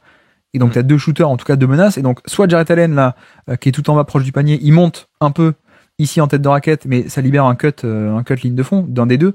Soit t'as un des deux mecs de la zone 3-2 en bas qui sur le côté là vient monter ici ou ici, mais c'est pareil, ça laisse un espace ici. Enfin bref, c'est un peu casse-tête quoi pour le coup. Mais tu vois, on enchaîne les possessions en fin de match, hein, zone, mais à chaque fois OKC a la solution. Alors ils mettent pas toujours le tir, mais à chaque fois ils la cassent cette zone. Et même là encore. Si on met Jarrett Allen, après peut-être il a pas la capacité de le faire, mais alors, du coup ce serait pas une zone 2-3, mais une zone 2-1-2. Où il est plus au niveau de la ligne des lancers francs. Je suis pas sûr de moi, hein, mais je me demande à quel point ça aurait pu être. Il aurait pu retrouver ce rôle de bouche-trou ultime. Après, c'est dur, hein, ce rôle-là de central. Hein, c'est vraiment la galère. J'aurais un peu envie aussi de critiquer justement les intérieurs de côté. En fait, qui sont aussi ceux qui peuvent vraiment, dans les compensations, sans être aussi important que le central, ils sont censés faire un gros boulot sur ça. Et j'ai l'impression que là, c'est pas forcément eux qui font le colmatage en attendant que tout se reconstruise, quoi. Ouais, mais regarde, tu vois là, par exemple, si on a un Max Strus qui vient depuis le corner, qui monte un peu sur l'aile pour annuler le surnombre, bah t'as le corner qui est largement ouvert, quoi. Alors après, enfin, c'est toujours plus facile à dire. Ah oui, bien sûr. C'est un peu l'idée. Bref, donc on enchaîne, on est vraiment en toute fin de match là, donc encore une fois OKC qui trouve la solution. Ils vont pas mettre le tir, encore une fois, Hartenstein en plein milieu, ça enchaîne dans le flow. Ils vont arriver à libérer un tir au panier avec SGA, voilà, ici même. Et encore un rebond clutch de la part de Evan Mobley, regardez, puisque en plus il vient aider au panier, il vient faire la rotation, il est un peu en retard. Donc pour le coup, on a 2 qui sautent sur l'action de SGA et Hartenstein totalement libre, il va prendre le rebond, il est seul et en retombant, regardez où est Mobley, il est en train de retomber. Il va juste étendre son bras, juste pour le petit poke ici même pour empêcher en fait une position clé. Hein. C'est donc deuxième rebond complètement clutch et complètement capital et qu'on voit peut-être pas à vitesse réelle en match, mais là c'est Mobley qui est juste en plus limite il fait la mauvaise action de venir aider parce que vu qu'il vient aider il peut pas faire le box out, mais en plus il est en train de retomber là. Franchement c'est assez dingue ce rebond, ce deuxième rebond. Et puis vous allez voir qu'il va y en avoir un troisième en plus s'il est bien coupé. Voilà ici même. Encore une fois, hein, la zone 2-3, toujours pareil. SGA qui va essayer de créer un truc. Rebond, non pardon, un shoot lointain. Et là encore, ici même, Evan Mobley qui va empêcher que OKC ait une possession de plus. Bref, rebond clutch. Donc voici un peu pour ce côté du terrain, mais bon au final ils perdent le match hein, comme dit, mais ils sont quand même pas si loin que ça. Après c'est quand même intéressant, c'est de l'autre côté. Alors, on peut se faire rapidement le côté Cleveland. Je vais peut-être lire le chat aussi. Est-ce que j'ai loupé des trucs, pardon. Tu me dis, hein, sinon ouais, bah après c'était ça dépendait de l'action. Il y avait Philly Morphis qui disait qu'à un moment donné, Hartenstein était laissé libre dès le début de l'action, mais ça dépendait de quelle image on était. Je sais plus où on était. Et qu'ils auraient pu oui, je vois de quelle action il veut dire. Ouais. Il y a une fois où Jalen Williams manque la passe à l'intérieur vers Hartenstein. Ouais, tout à fait, exactement. Et éventuellement, on remonte-la vite fait. Si c'est pas trop dur à trouver, évidemment. Si c'est pas trop dur. Si c'est pas trop dur. Évidemment, si c'est pas trop dur. Mais effectivement, je vois de quoi tu veux parler. Sinon, de l'autre côté, ce qui était intéressant, c'est que, en défense, en défense, OKC fait des edges, c'est-à-dire que on fait monter le pivot, donc Hartenstein, assez haut, donc au niveau de l'écran pour essayer un peu de contenir. Donc plutôt que de rester très bas, comme on appellerait en drop, ou de monter encore plus haut sur un hard edge ou une prise à deux, une trappe. En fait, il vient au niveau de l'écran, grosso modo. Et donc vous allez voir quel est le premier système du match, totalement calculé. Kenny Atkinson, il a fait ses devoirs. C'est un peu une dive action, donc dive DIVE. Littéralement plongé, parce qu'en fait on a ce truc où Dean Wade pose un premier écran, mais ensuite il vient plonger, vous allez voir pourquoi. Il plonge, il essaie d'aspirer, pourquoi? Parce qu'ensuite quand on enchaîne sur le deuxième pick and roll, hop, 2 contre 1 sur le ballon, un peu sur le edge ici même, la passe de Garland, et qu'est-ce que fait le cut? En fait, il vient totalement poser un dilemme à qui est censé être le lowman, qui est censé être l'homme qui aide au panier. C'est Wallace, mais qu'est-ce que je fais la question de Wallace? Est-ce que je suis le shooter ou est-ce que je reste ici parce qu'il y a Jarrett Allen qui déboule? Et donc premier système parfait avec un shooter à 3 points qui fait ce cut. Voilà, tout ceci est scripté, hein. Surtout le premier système du match, c'est Kenny Atkinson qui est génial. Encore une fois, les Cavs, oui pardon, je précise que je montre des images de comment est-ce qu'ils ont fait pour battre le edge, hein, évidemment. Donc là, une action pareille, Mitchell et Garland, hop, sur le côté, on passe par-dessus, et là encore, vous voyez que LTA vient aider, mais on est prêt avec Jarrett Allen, la passe en short roll qui passe par-dessus, donc on sait que l'aide vient aider depuis la ligne de fond, un troisième homme on peut dire, et donc on est prêt, et derrière son attaquant cut dans le dos, c'est un peu l'idée. Là encore, un système pareil assez classique, hein, juste pick and roll ici même, ça vient faire un edge, et qu'est-ce qu'on fait? Côté faible, un exit screen, plutôt un flare screen on peut dire, pardon, avec Dean Wade qui vient bloquer. Pourquoi? Parce que on sait que OKC va amener SGA comme ça, de manière assez agressive pour protéger le pick and roll. On reste pas en 2 contre 2 ici. Il y a un troisième qui vient et donc ça fait un sous-nombre ici côté faible pour OKC. Et donc un écran sur Lou Dort et Max Strus totalement libre. Voilà, les très bons systèmes de la part de Kenny Atkinson pour battre le edge. Vous avez vu que on a quand même 2-3 trucs assez intéressants. Là pareil, même exemple. Intervention de Titi Carlito qui dit ça a été fait plusieurs fois ce système. Ouais. Et même sans faire la passe à Allen, pouvait scorer sur Wallace qui est beaucoup plus petit. Tout à fait. Pareil, un deuxième mi-temps, donc contre le edge, pick and roll, Garland, Jarrett Allen, on voit que Evan Mobley coupe dans le dos de l'aide qui vient aider, qui est censé venir aider sur le pick and roll. On coupe dans le dos et donc ça fait un panier facile. Bref, encore une fois, Garland cette fois. Ah oui, qu'est-ce qui est intéressant ici, c'est que on fait aussi le contre-move qu'on a vu tout à l'heure, c'est-à-dire que quand le edge vient, donc le edge, on monte au niveau de l'écran, cette fois Jarrett Allen il pose pas l'écran, en fait juste hop je glisse vite dans le dos et comme ça je m'écarte le plus vite possible et ça fait comme ça, ça crée ce 2 contre 1 très haut et Jarrett Allen qui vient très vite offrir une option de passe.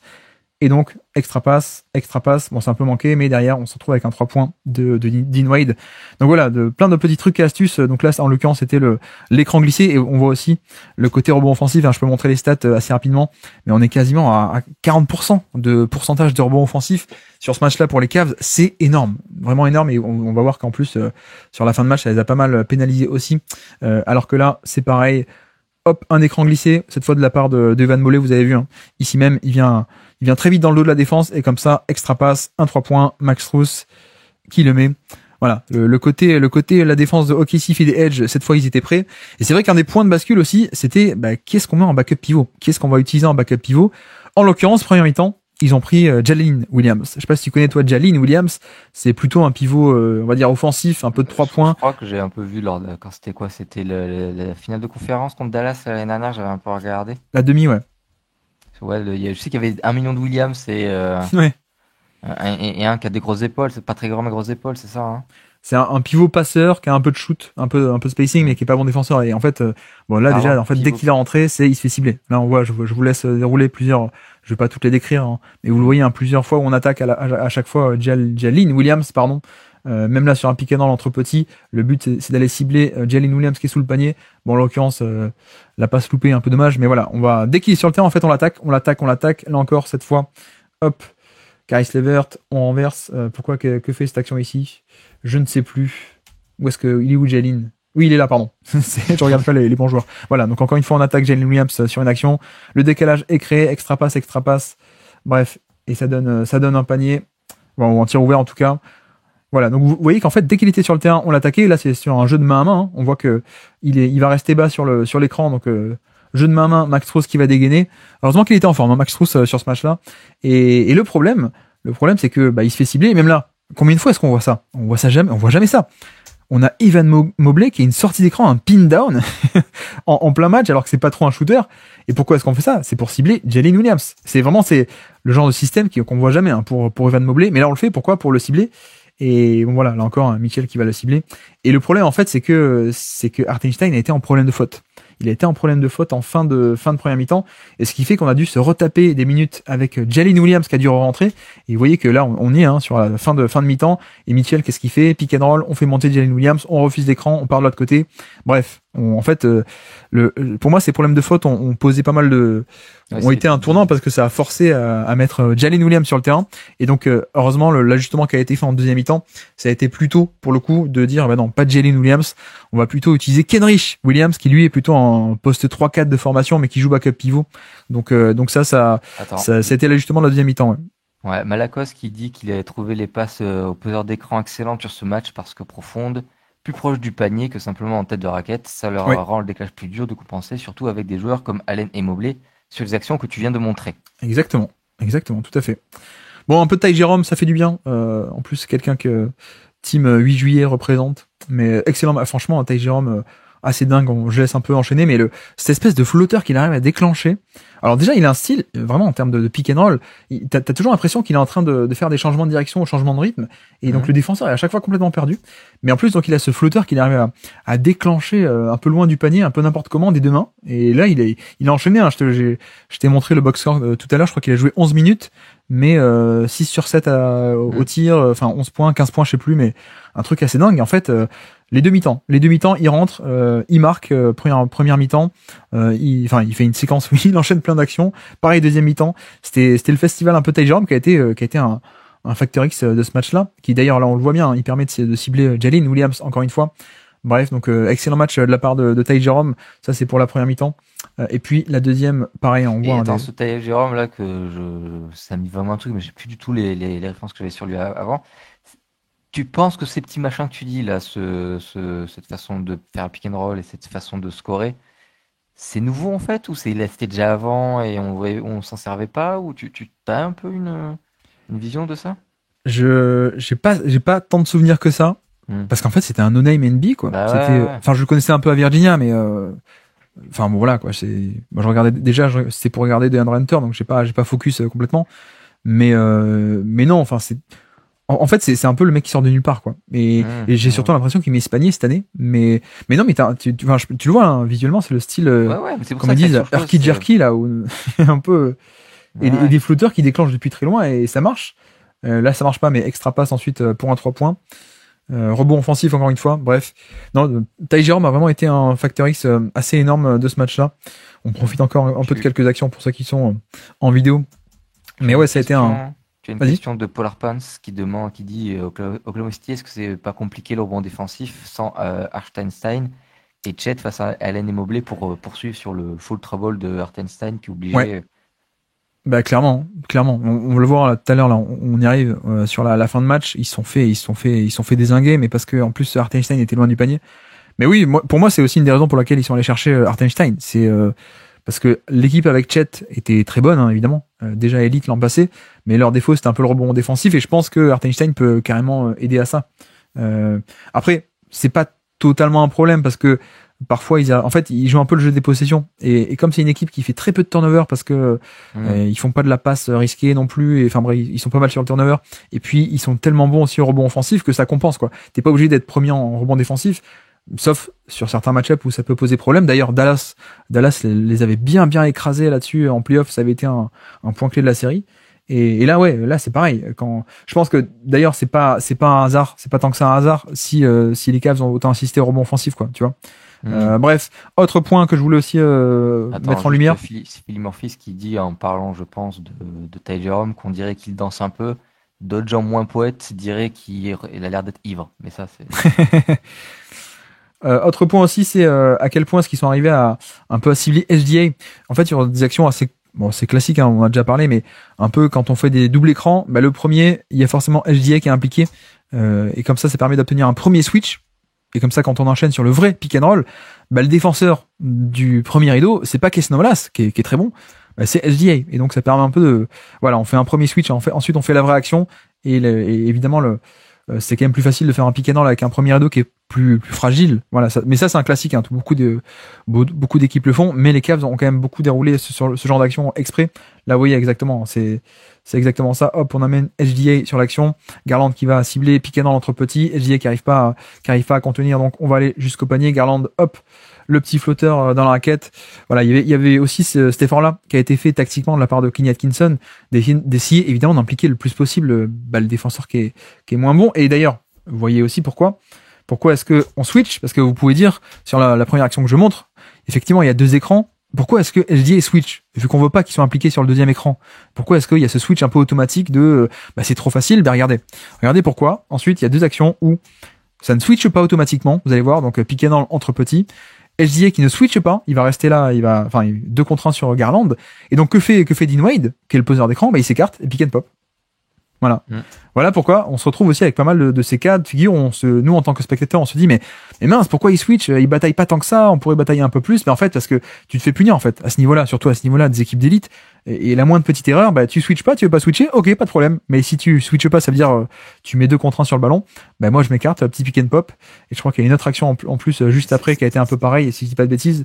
C'est là voilà, que le combo intelligence de jeu et polyvalence, c'est-à-dire capable de faire un peu de tout à tous les postes, intérieur et arrière, a pris de l'importance. Alors c'était le cas quand je suis un peu, je devine que ça s'est poursuivi, mais c'est en fait pouvoir tout faire et en lisant le jeu pour pouvoir avoir toutes les solutions, parce que comme toute action a une contre-action, c'est ça, ouais. Contre-action, un counter-move, quoi, c'est toujours un peu ce jeu de tu me fais cette réponse, alors je te fais celle-ci, tu me fais ce contre-argument, je te fais cette autre là encore. Et ça, pour le faire, faut de la polyvalence. On parlait, je sais plus qui disait, parler un peu plus haut dans le chat des intérieurs qui ont un QI basket et du passing, à quel point c'est important. Je pense, j'ai l'impression, moi, ça fait quelques temps déjà que c'est une tendance NBA qui ne cesse de se poursuivre. Je sais pas si ça continue, mais ça voit. Et c'est là, tu viens d'illustrer exactement le pourquoi de toute cette recherche de polyvalence et d'intelligence, parce que c'est juste pour pouvoir trouver à chaque fois la bonne action face à ce que propose la défense, quoi. Bah ouais, surtout à ce niveau-là, hein, pour le coup, parce que tu vois, une première fois SGA qui switch pas, ça fait pick and pop. Et pareil, hein, Mitchell ici, c'est pas SGA, c'est Isaiah Joe qui hésite un peu, qui veut faire un hard edge. Et donc que fait Dean Wade? Si tu hard edge d'un côté, moi je m'écarte de l'autre. Hop, le décalage est créé, extra passe, on va au panier et ça se finit en lay-up pour Jarrett Allen, quoi. Et tout ça part du fait que quand vous râlez parfois devant l'écran, mais mince, pourquoi est-ce qu'il switch automatiquement? C'est nul. C'est pour ça. Parce que si tu switches pas, il y a en fait, toute pause d'écran, je sais plus qui c'est qui disait ça. Pas genre un consultant, mais un coach. En fait, un écran, c'est une problématique que tu poses à la défense. Et en fait, il n'y a pas de bonne solution. Parce que chaque choix a son avantage, mais aussi son inconvénient. Donc, par exemple, le switch, ensuite, si tu switches automatiquement, tu concèdes un mismatch, forcément. Et si tu switches pas, tu concèdes un décalage, dans un sens ou dans l'autre. Mais voilà, là encore, on attaque les petits, ça switch pas bien, et Mitchell qui attaque et ça fait un drive and kick. Donc voilà, un peu ce côté, on va essayer d'impliquer le plus possible Isaiah Joe ou SGA qui nous font tant de mal en attaque. Évidemment que nous on fait pareil de l'autre côté, quoi. Là encore, un Mitchell qui en profite, petit pull-up à 3 points. Donc ça, c'était aussi un aspect très bien. D'ailleurs, oui, juste petite illustration de ce dont on parlait, c'est-à-dire beaucoup de pick and roll avec le duo de Jarrett Allen et Evan Mobley. Par contre, pour ce qui est Garland et Jarrett Allen, voilà, le pick and roll 1-5 plus classique, des pick and roll en tout cas. Et par contre, Mitchell et Mobley, c'est plutôt de la zoom action. Vous voyez on le voit ici, donc zoom action, c'est-à-dire un écran plus un dribble and off et en gros une course qui vient prendre la balle, un jeu de main à main.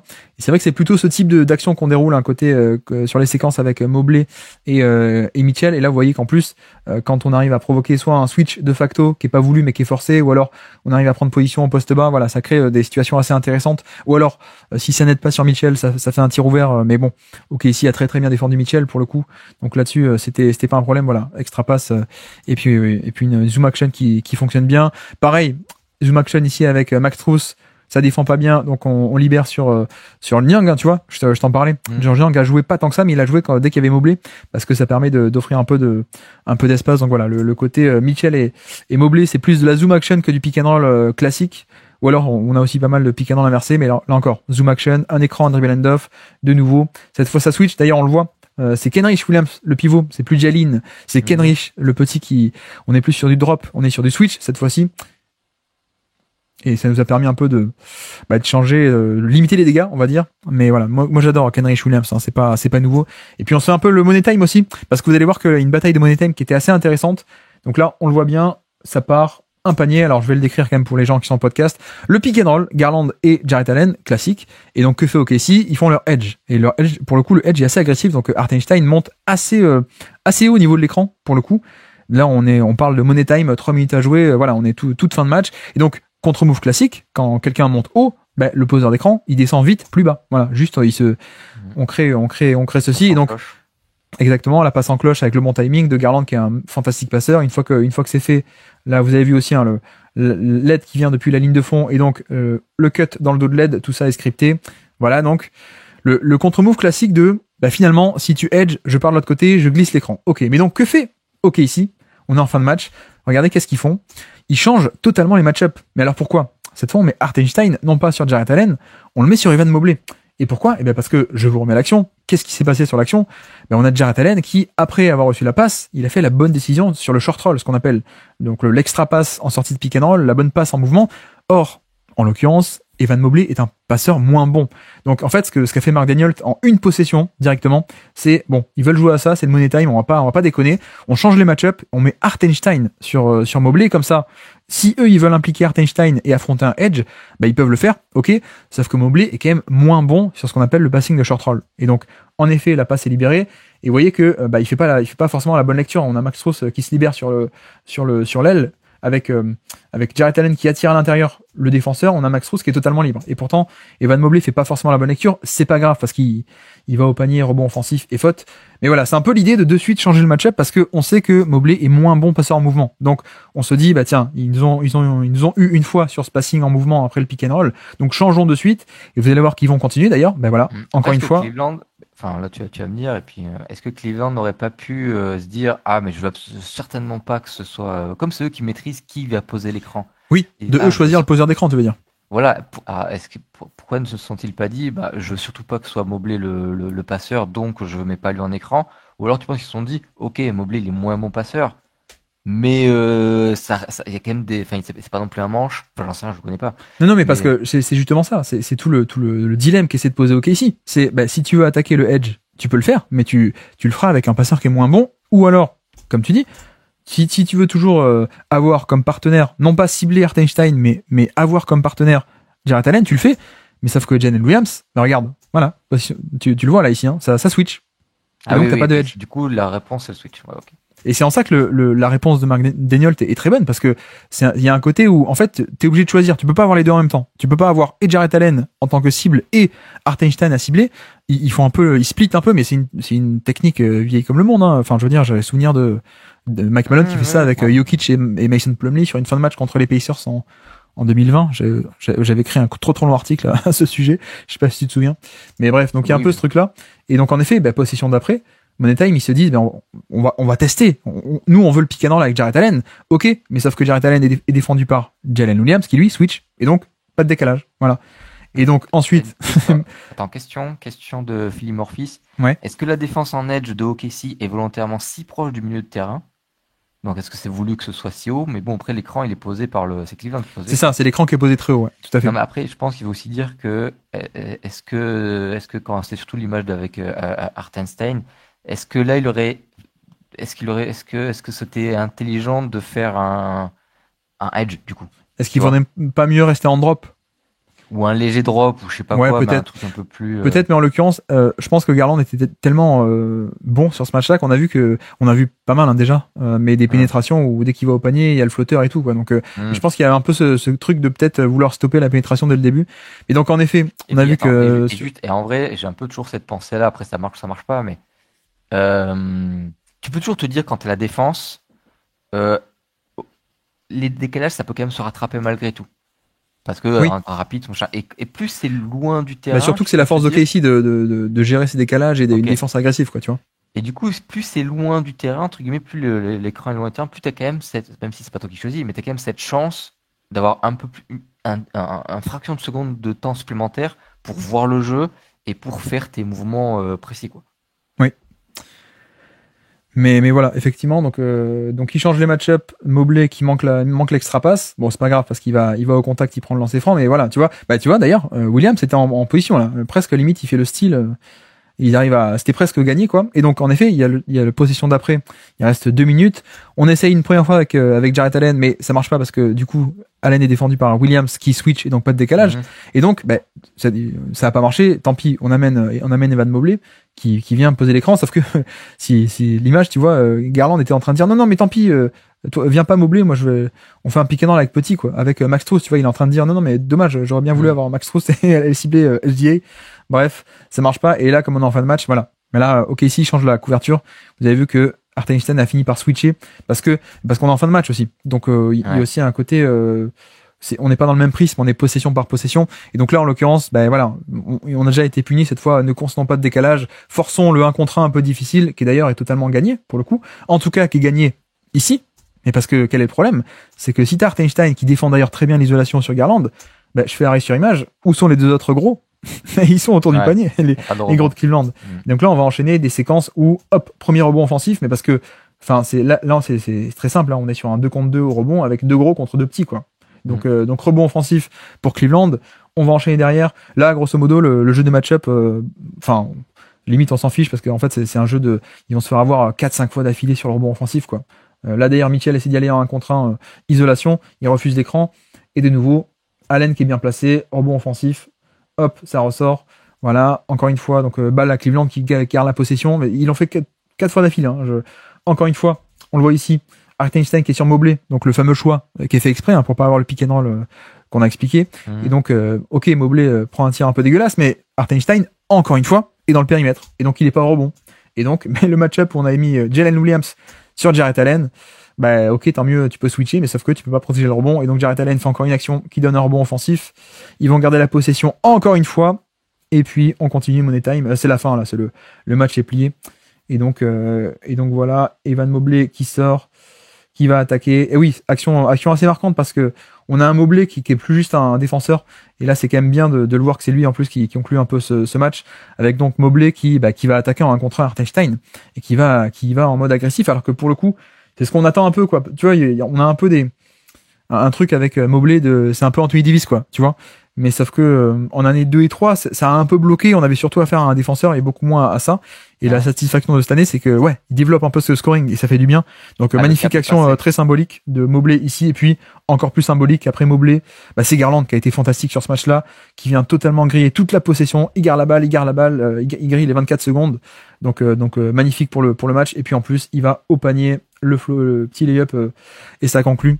Donc voilà, Money Time qui a été parfaitement géré avec OKC qui essaie de changer les match-ups, sauf que c'est à la conséquence qu'on ne veut pas, c'est-à-dire le rebond, et ils se font marteler 3-4 fois d'affilée sur le rebond offensif. Bref, voilà un peu pour mes notes. Mais je crois que j'ai à peu près tout dit. Alors ces équipes-là si elles se rencontrent en playoff, ça sera en finale, malheureusement ou heureusement, j'en sais rien. Mais tu vois, tu parlais des rebonds offensifs, mais tu sais, on a souvent eu cette conversation que le rebond, ça peut être très collectif. Et en vrai, sur une série de plusieurs matchs, je me demande à quel point aussi fort soit les Cleveland sur ce côté-là. Mais quand tu regardais, tu pouvais voir qu'il y avait aussi des petites erreurs de box-out. C'est normal aussi, parce que c'était des arrières, des trucs comme ça. C'est ce que tu disais. Ouais. Mais tu peux quand même un peu maximiser ça avec être un peu plus proactif sur le positionnement, sur le suivi des joueurs près du panier en disant, et ça, sur un match de saison régulière, effectivement, c'est pas ça que tu travailles en priorité. Et surtout, le rebond offensif est tellement spécifique à une équipe, comme là, c'est a l'air d'être le cas de Cleveland, que oui, c'est pas tous les jours que tu vas rencontrer une équipe qui fait comme ça, donc tu vas pas travailler ça tout le temps en entraînement. Ouais. Par contre, dans une série, là, c'était un truc qui était beaucoup arrivé dans justement la finale Cleveland Golden State, où tu sais, Tristan Thompson était une terreur au rebond offensif, et au fur et à mesure que la série avançait, enfin que les séries avançaient, parce qu'il y a eu plusieurs, les Warriors arrivaient à trouver des solutions d'annihiler un peu ce rebond offensif de Tristan Thompson, rien que par du collectif, alors que leur joueur, en termes de qualité pure rebond, était plutôt moyenne, quoi. Donc là, ça autre truc intéressant à voir s'il y avait une série entre ces équipes-là, je pense que ce serait tout ce jeu-là dont tu parlais de la bataille du rebond défensif pour Oklahoma City et offensif pour Cleveland. Et tu vois, Malakos nous dit le retour de Chet changera beaucoup de choses à ce niveau-là. S'il y a une série en 7, Bah ouais, parce que déjà en termes de match-up, tu peux faire d'autres trucs. Tu vois, par exemple, tu peux très bien te dire, on met pas Hartenstein forcément sur le terrain, ou alors pas sur les gros. Et par exemple, tu mets Chet Holmgren sur Evan Mobley et Jalen Williams sur Jarrett Allen, et comme ça, tu dis, bah vous faites ce que vous voulez, Cleveland, mais si vous voulez faire un pick and roll avec un de vos gros, on a nos deux mecs d'OKC qui peuvent switcher. Et donc t'as aucun décalage jamais, et même tu peux même te dire bah tu mets Hartenstein sur un plus petit et qui va rôder autour du panier, et donc t'aurais un peu ce truc de on peut switcher dans le périmètre, et en plus on a Hartenstein qui va aider au rebond quoi. Donc en effet le retour de Chet pourra apporter énormément de choses en termes de match-up, en termes de rebond, et même si lui n'est pas un bon rebondeur, tu vois, ce simple fait de pouvoir se dire bah tiens, dans le périmètre on va avoir Chet qui switch, et comme ça on a Hartenstein proche du panier, ça aide au rebond, mais ça c'est pas forcément de par le rebond en soi de Chet, c'est par sa capacité à déverrouiller certains autres trucs en termes de match-up et de jeu d'échecs quoi au final. Et quand est-ce qu'il revient? Ça devrait pas tarder. Il s'est blessé, il a fait une mauvaise chute au dos. Il a manqué 2 mois déjà, mais il devrait revenir d'ici 2-3 semaines, je crois. Mais d'ailleurs, je crois qu'il y a le rematch dans une semaine, si je dis pas de bêtises. Ça devrait être intéressant, même si je prédis un peu le pchit. Je pense que ça va faire. En termes de probabilité, on a eu un bon match. Je pense qu'on en aura un moins bon. Ouais, et puis tu sais, des fois, je sais pas à quel point c'est vrai ça, mais ce truc-là des équipes qui veulent pas tout le temps. Là, t'as l'impression que les deux équipes, elles jouent à fond pour se jauger un peu. Moi, je crois deviner que ce sont deux équipes où ça fait peu de temps qu'elles sont fortes et que du coup, elles sont pas encore tout à fait testées. Je pense surtout à Cleveland, qui je crois que c'est que cette année que c'est vraiment, vraiment, vraiment fort, fort, fort. Ils sont pris des gamelles en playoff depuis un an, 2 ans, je crois. Ouais, non, enfin, l'an dernier, ils étaient blessés, c'est pas pareil. Mais non, oui, ils ont pas prouvé en playoff, entre guillemets, quoi. Ouais. Ouais, enfin, c'est surtout que là, ils ont joué sérieusement, mais que peut-être le match d'après, ils vont dire, bon, on va peut-être pas dévoiler toutes nos cartes, toutes nos tactiques, tous nos trucs si jamais on se retrouve plus tard, ou juste si d'autres équipes veulent prendre des leçons, quoi, de ce qui se passe, quoi. Juste petit truc, OKC, tu vois, d'habitude est pas mal pour défendre le panier. Alors ils sont pas élites, hein, mais ils sont quand même pas mal. Un des points clés, ça a été que Cleveland s'est fait plaisir au panier, quoi. En termes de fréquence de tir au panier, ils sont allés beaucoup, ils ont réussi à obtenir beaucoup de tirs au panier. En plus des tirs au panier d'ailleurs, beaucoup de lancers francs aussi. Donc ça se rajoute, hein, ça va un peu ensemble. Alors que d'habitude, voilà, t'as ce truc de OKC qui a pas de vrais gros. Enfin, il y a Hartenstein, mais ils ont ces schémas de mecs qui viennent depuis le côté faible aider. Donc comme on a vu sur les images, sauf que là, voilà, Kenny Atkinson et les Cavs, ils étaient préparés. Ils savaient qu'il y aurait un edge, ils savaient qu'il y aurait des aides agressives depuis la ligne de fond, donc un troisième homme qui vient.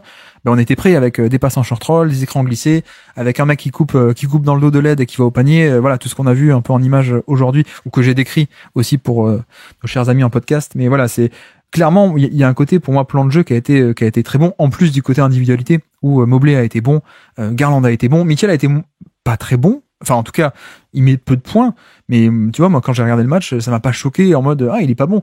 C'est juste que voilà, il s'est aussi tapé un peu Lou Dort, qui est le meilleur défenseur et qui a un peu ce pouvoir magique parfois à lui seul annuler un match-up, quoi. Lou Dort, c'est un peu. Du coup, Mitchell a presque fait l'appât au gros défenseur, quoi.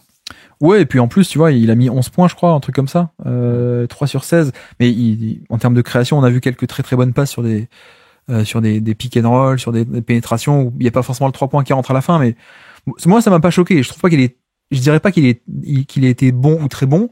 Il a pas été très bon, mais j'ai pas trouvé cata en fait. C'est juste que le match s'est fait différemment, quoi. Mais c'est vrai que les séquences Garland ont finalement mieux marché sur ce côté de bataille du pick and roll plus que les séquences Mitchell Mobley en attaque où voilà, les pick and roll entre petits. OKC, ils savent qu'ils vont se faire attaquer là-dessus, ils savent pas mal gérer, voilà. Donc il y a tous ces schémas pour compenser. Donc peut-être pour ça, je ne sais pas. Peut-être c'était un mauvais match, je ne sais pas. Mais voilà pour ce match-là. Est-ce qu'on a des choses à rajouter? Est-ce que j'essaie de vous lire aussi désolé, du coup j'étais un peu aujourd'hui un peu orienté vidéo. J'ai pas trop suivi les commentaires. Les geeks qui détruisent le sport, oui, parce qu'on a montré des stats à l'écran. Ouais. effectivement. Nico. Il est tard. Est-ce qu'on repose, est-ce qu'on se ferait pas semaine prochaine ou semaine d'après le truc mystère? Moi, ça m'est égal. C'est comme tu sens. On est déjà à plus d'1h30 et je nous connais. J'ai un peu peur que ça dérape en vrai. C'est juste qu'on est tombé sur un mauvais soir où il y avait 1 heure de gros match à décortiquer. Mais tu sais, c'est pas moi qu'il faut que tu convainques, c'est plutôt le chat. Oui, c'est vrai aussi. Bon, le programme c'était de faire ça, mais en effet. Ouais. J'allais te dire, on peut faire une soirée avec que ça. Après, peut-être ça va être un peu lourd, peut-être. Oui, non, mais c'était un peu mon plan, mais j'avais pas fait gaffe au planning. Mais il faudrait que je te fasse venir un soir où il n'y a pas forcément de gros matchs, quoi, tu vois. Où juste on peut se faire un peu le décryptage actu. Mais bon, là, il fallait passer un peu de temps sur ce match. Je pense un des meilleurs matchs de saison. Tu peux pas je crois qu'on peut pas se sub encore à ta chaîne maintenant parce que t'as pas encore l'éligibilité ou je sais pas quoi. Par contre, pour soutenir Guillaume, vous pouvez acheter le livre LeBron James avant LeBron James. Pour soutenir Guillaume, vous pouvez donner de l'argent à Nico. Ça. Mais vous inquiétez pas, après je m'arrange après. Je crois qu'à part faire des tweets dans tous les sens, des retweets dans tous les sens, des likes dans les vidéos, des matchs comme ça, c'est un peu le seul moyen de te soutenir là pour l'instant.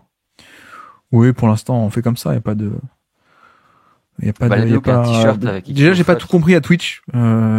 J'essaie de comprendre. Je trouve que je m'en sors pas mal par rapport à mon niveau de connaissance. Mais ok, donc on se garde ça sous la main. La draft mystère, on fera ça un soir où il faudra juste décrypter un Washington-Houston, par exemple, tu vois. Ah ouais. Si ça te va, ou pas. Oui, non, moi ça me va. Comme je dis, j'ai un truc tôt demain matin, donc je vais pas faire ça me va. Et de toute façon, c'est pas perdu, là. Les joueurs, les préparations que j'ai faites sont toujours valables. Et on sera bon pour OK, quoi. Pour la prochaine fois. Et pour compenser, alors toi, t'étais pas au courant. Pour compenser, on va peut-être s'en faire 2 des j'ai joué avec. Parce qu'on finit toujours la quotidienne avec un petit j'ai joué avec. Okay. Parce que tu croyais pas que j'allais pas te faire un quiz quand même. Ouais, en gros, j'espérais un peu, mais ok. Donc tous les soirs, on se fait un j'ai joué avec. Donc en fait, je vais te donner le top 50 des coéquipiers du joueur mystère. Et je les déroule de 50 à numéro 1. Ouais, je vois. Et tu dois trouver le plus vite possible, évidemment. Ouais, c'est pas mal. On va voir, peut-être on s'en fera 2 aujourd'hui pour compenser. On est parti? Est-ce qu'on est prêt dans le chat? Attends, il faut que je mette le chat sous les yeux parce en général, ils sont bons. Ils trouvent avant. Mais je le regarde ou pas le chat, moi? Non, essaie de pas le regarder, essaie de pas tricher parce que si. C'est juste la question, est-ce que il joue ou pas, quoi? C'est un peu ça la question. Allez, j'ai joué avec. On est parti pour finir cette émission. Numéro 50, coéquipier 50e plus utilisé. En tout cas, c'est Dion Waiters, 62 matchs. Notre joueur mystère a joué 62 matchs avec Dion Waiters. 62 matchs aussi avec Orlando Johnson. Tiens, tu connais ça? Oui, c'est un mec d'Indiana, je crois. Exactement. Shelvin Mack, 48. En 47e. Attends, équipe NBA. Enfin, c'est un jeu. Enfin, oui, de toute façon. Coéquipier NBA, ouais. Quand tu dis coéquipier, c'est forcément en NBA. Oui, effectivement. Okay. Shelvin Mack est 48. Jerian Grant est 47. Il a joué 62 matchs avec Jerian Grant. Attends, si je te dis, j'ai comme ça à la volée du Jeff Teague, du Al Horford. Non. Joe Johnson? Jimmy Butler, 62 matchs. 46e coéquipier le plus utilisé. 45e, Gerald Green. 44e. Comment? Non, vas-y, j'essaie de faire une chronologie dans ma tête. Joachim Noah, aussi. Bon, là, il y a 2-3 indices si t'arrives à les lire, quand même. Jody Mix aussi. J'ai déjà oublié les anciens noms, quoi. Non, c'est pas Kevin Love. On a aussi Tony Snell. 65 matchs. Derrick Rose? Non. Non. Nous avons aussi Tony Snell, je l'ai dit, pardon. Sam Young. Il a joué 66 matchs avec Sam Young. En numéro 40, nous avons Taj Gibson. Bon, Taj Gibson, Joachim Noah, Jimmy Butler, Jerian Grant. Kyle Korver? Il y a peut-être un peu de Chicago. Non, pas Kyle Korver. Il a joué 66 matchs. Indice avec Kwame Brown. Ah, sacré indice. Ouais, à la fin, il a fait plein d'équipes, Kwame Brown, non? Il a joué 66 matchs avec le GM des Warriors, qui s'appelle Mike Dunleavy. Ouais, mais tous les mecs de Chicago, là... Alors, attention. Non, pas Pogazol, pas Lou Holding. Numéro 37, c'est DJ White. Ah, indice. Tu sais que je sais qui c'est, tu sais que je peux te dire la fac de DJ White? Oui, vas-y. Indiana. C'est un Exactement. poste 4 Exactement. À l'ancienne. Dans quelle équipe il a joué? Par contre, je crois que c'est Détroit, mais là, je suis plus trop. Je sais, je pense que je me trompe. Attends. Attends pas, fais le jeu tel que tu veux le faire, mais j'avais un nom là. C'est pas grave, vas-y, enchaîne. Je pensais que DJ White, ce serait un indice. DJ White et Kwame Brown, c'est aussi un indice, je pense. Mais ouais, mais là, je vois même plus. Jeff Green. Bon, Jeff Green a joué partout, c'est pas un indice. Mais oui. Stephen Graham est le 35e coéquipier le plus fréquent. Je pense que notre joueur a joué à Memphis, il a joué à Atlanta. 34e, Emeka Okafor. Non. Numéro 33, c'est Sean Livingston. C'est Atlanta, ça. Non, c'est pas Aaron Brooks, Malakoz. Marvin Williams? Non. Mais pas mal. Russell Westbrook, numéro 32. Il a joué 79 fois avec Westbrook. Je peux donner un indice, si tu veux. Ouais, je sais pas, continue. Je crois que c'était à OKC avec Westbrook. On a combien de tièmes là? Numéro 31, c'est David West. Numéro 30, c'est George Hill. Numéro 29, c'est Paul George. Petit indice. Oui, non, mais j'ai l'équipe, t'inquiète pas, je l'ai. J'essaie de remonter un peu le roster, mais qui a fait tout ça là? Ce n'est pas Kirk Heinrich, ce n'est pas Otto Porter Jr. Numéro 28, c'est Mo Bamba. Effectivement. C'est un Mo Bamba. Mais où a joué Mo Bamba? C'est surtout que le joueur que tu dis, tu sens bien qu'il a une longue carrière, quoi. Oui. Mo Bamba, il a joué où? À Orlando. Mais je pense que c'est ça que c'est cette équipe-là. Mais Orlando. je suis pas loin là, j'ai l'impression.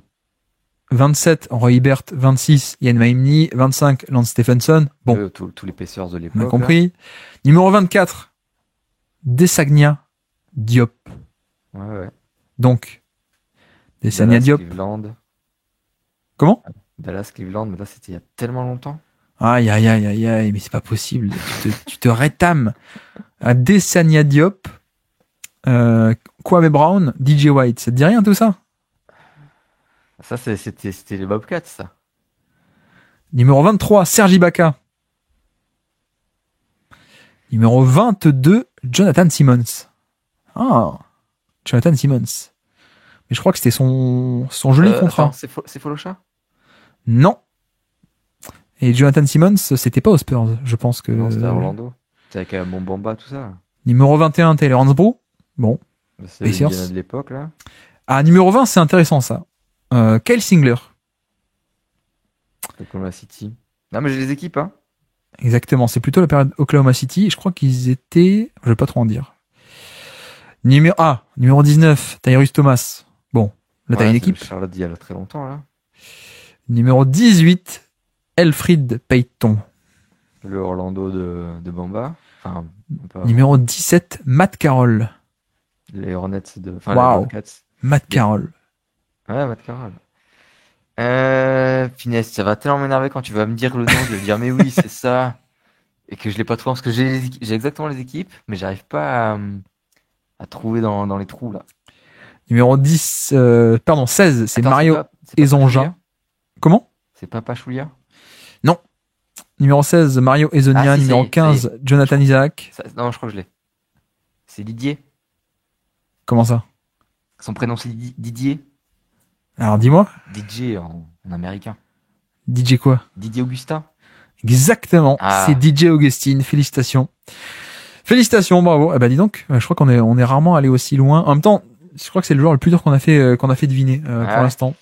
Et donc félicitations à qui c'est qu'il avait trouvé, c'était Malakoz, je crois qu'il a trouvé en premier sur le chat. Et Ringo l'avait aussi, je crois. Bravo. Parce que tu vois, moi Augustine dans ma tête, c'est les Bobcats, et après je sais qu'il y avait plein d'équipes, mais je sais plus du tout où il était. Et je sais plus quel truc m'a mis sur la voie là. Un des derniers noms que t'as dit, je sais plus ce que c'était. Matt Carroll pour les Bobcats, non, peut-être? Non, juste là, à l'instant, Ezonia, Isaac, Kemberch, c'est le fameux Orlando 2019, là, tu sais, qui... Ouais, mais tu vois, je crois que quand t'as dit Ezonia, je sais pas, à un moment donné, j'ai eu le flash de DJ Augustine, parce que j'ai pu le voir, et là, du coup, tout s'est déroulé. Ah oui, Indiana, Oklahoma City. Ouais, Malakoz, impressionnant, effectivement, il a eu très tôt. À partir de quel nom c'était... Bon, pas au tout début non plus, mais je crois autour des 35... un truc comme ça. Mais ouais, bon alors je me suis permis de prendre un mec un peu vieux pour toi. Hein. Tu vois, je fais pas Oui, mais ce genre de marrant quiz parce que... à Baptiste, il sait pas qui c'est quoi, Joe Ouais. Augustine. Non, mais en plus, c'était marrant parce que t'as vraiment un delta énorme, quoi. Parce que tu parles de Kwame Brown, enfin, drafté en 2001, Oui. Kwame Brown. Bah du coup ouais, t'as toujours un éventail énorme quoi entre Ouais, ouais. des joueurs. Et c'est pour ça, quand t'as sorti vraiment des gros écarts, je me dis, mais c'est qui ce joueur qui a joué 1 million d'années, là? Et donc attends, le jeu est pas fini. Maintenant il faut deviner le top 10. Qui sont les top 10 Ah! coéquipiers qui ont joué avec DJ Augustine. Alors Donc là, je te liste le joueur avec qui je pense ouais, qu'il le a... chat aussi, le top 10 comme on fait tous les soirs. Effectivement, Feli Morphis, Nikola Vucevic le premier Ah ouais? coéquipier. Alors, ils sont 3 à égalité. Il y a 3 à égalité. Fournier, bravo, Titi Carlito. Fournier numéro 2, enfin du coup, premier égalité. Vucevic, Fournier, 256. Et Gordon, effectivement, 256 Ouais, bah, aussi. j'avais pas à l'esprit qu'il avait joué si longtemps à Orlando. Ouais, il a quand même fait pas mal, hein. Il a quand même fait pas mal à Orlando. Euh, Raymond Felton, un truc comme ça, non? Raymond Felton, bravo, est Eh. 10e, tout à fait. Donc Raymond on Felton sent est 10e. ma période, c'est plus Charlotte pour lui, hein. Je crois qu'il a fait pas mal de temps à Charlotte, ouais. Ouais. Mais tu sais, en milieu de décennie, il a fait un peu, justement, il a fait un an au Pacers, ça a pas trop marché. Il a fait un peu de Toronto, il a fait un peu de je crois Kyle Singler, parce qu'il était dans le trade avec Kyle Singler, je crois, Je sais qui va pas. au OKC, le trade en 2015, là, tu sais, Bah non, euh, justement, je sais pas. Moi, des Augustine, Canter, Kyle Singler, etc. Ouais, ouais, maintenant que tu dis oui, mais... Gerald Wallace, bravo Bamzerito, Gerald Wallace et il est 8e Gerald Wallace, en effet, 190 matchs. Gerald Wallace, tout à fait. Jonathan Isaac, non, on l'a cité, il est 15e, il est pas dans le top 10. Biombo? Biombo, bravo, Ouais. 6e. Bravo, effectivement. Turkoglu, non, il y est pas du tout. Et Jedi Padawan qui a le numéro 4, bravo, puisque c'est Boris Dio, numéro 4. Ah, tiens, je suis vexé, ça y est. Oui, j'osais pas le dire, mais effectivement. Ringo, tout à fait. Terence Ross, numéro 7. Il nous manque le numéro 5. Ah, attends, il y a Bamzerito qui prépare un truc là. Je sais pas ce qu'il va nous dire.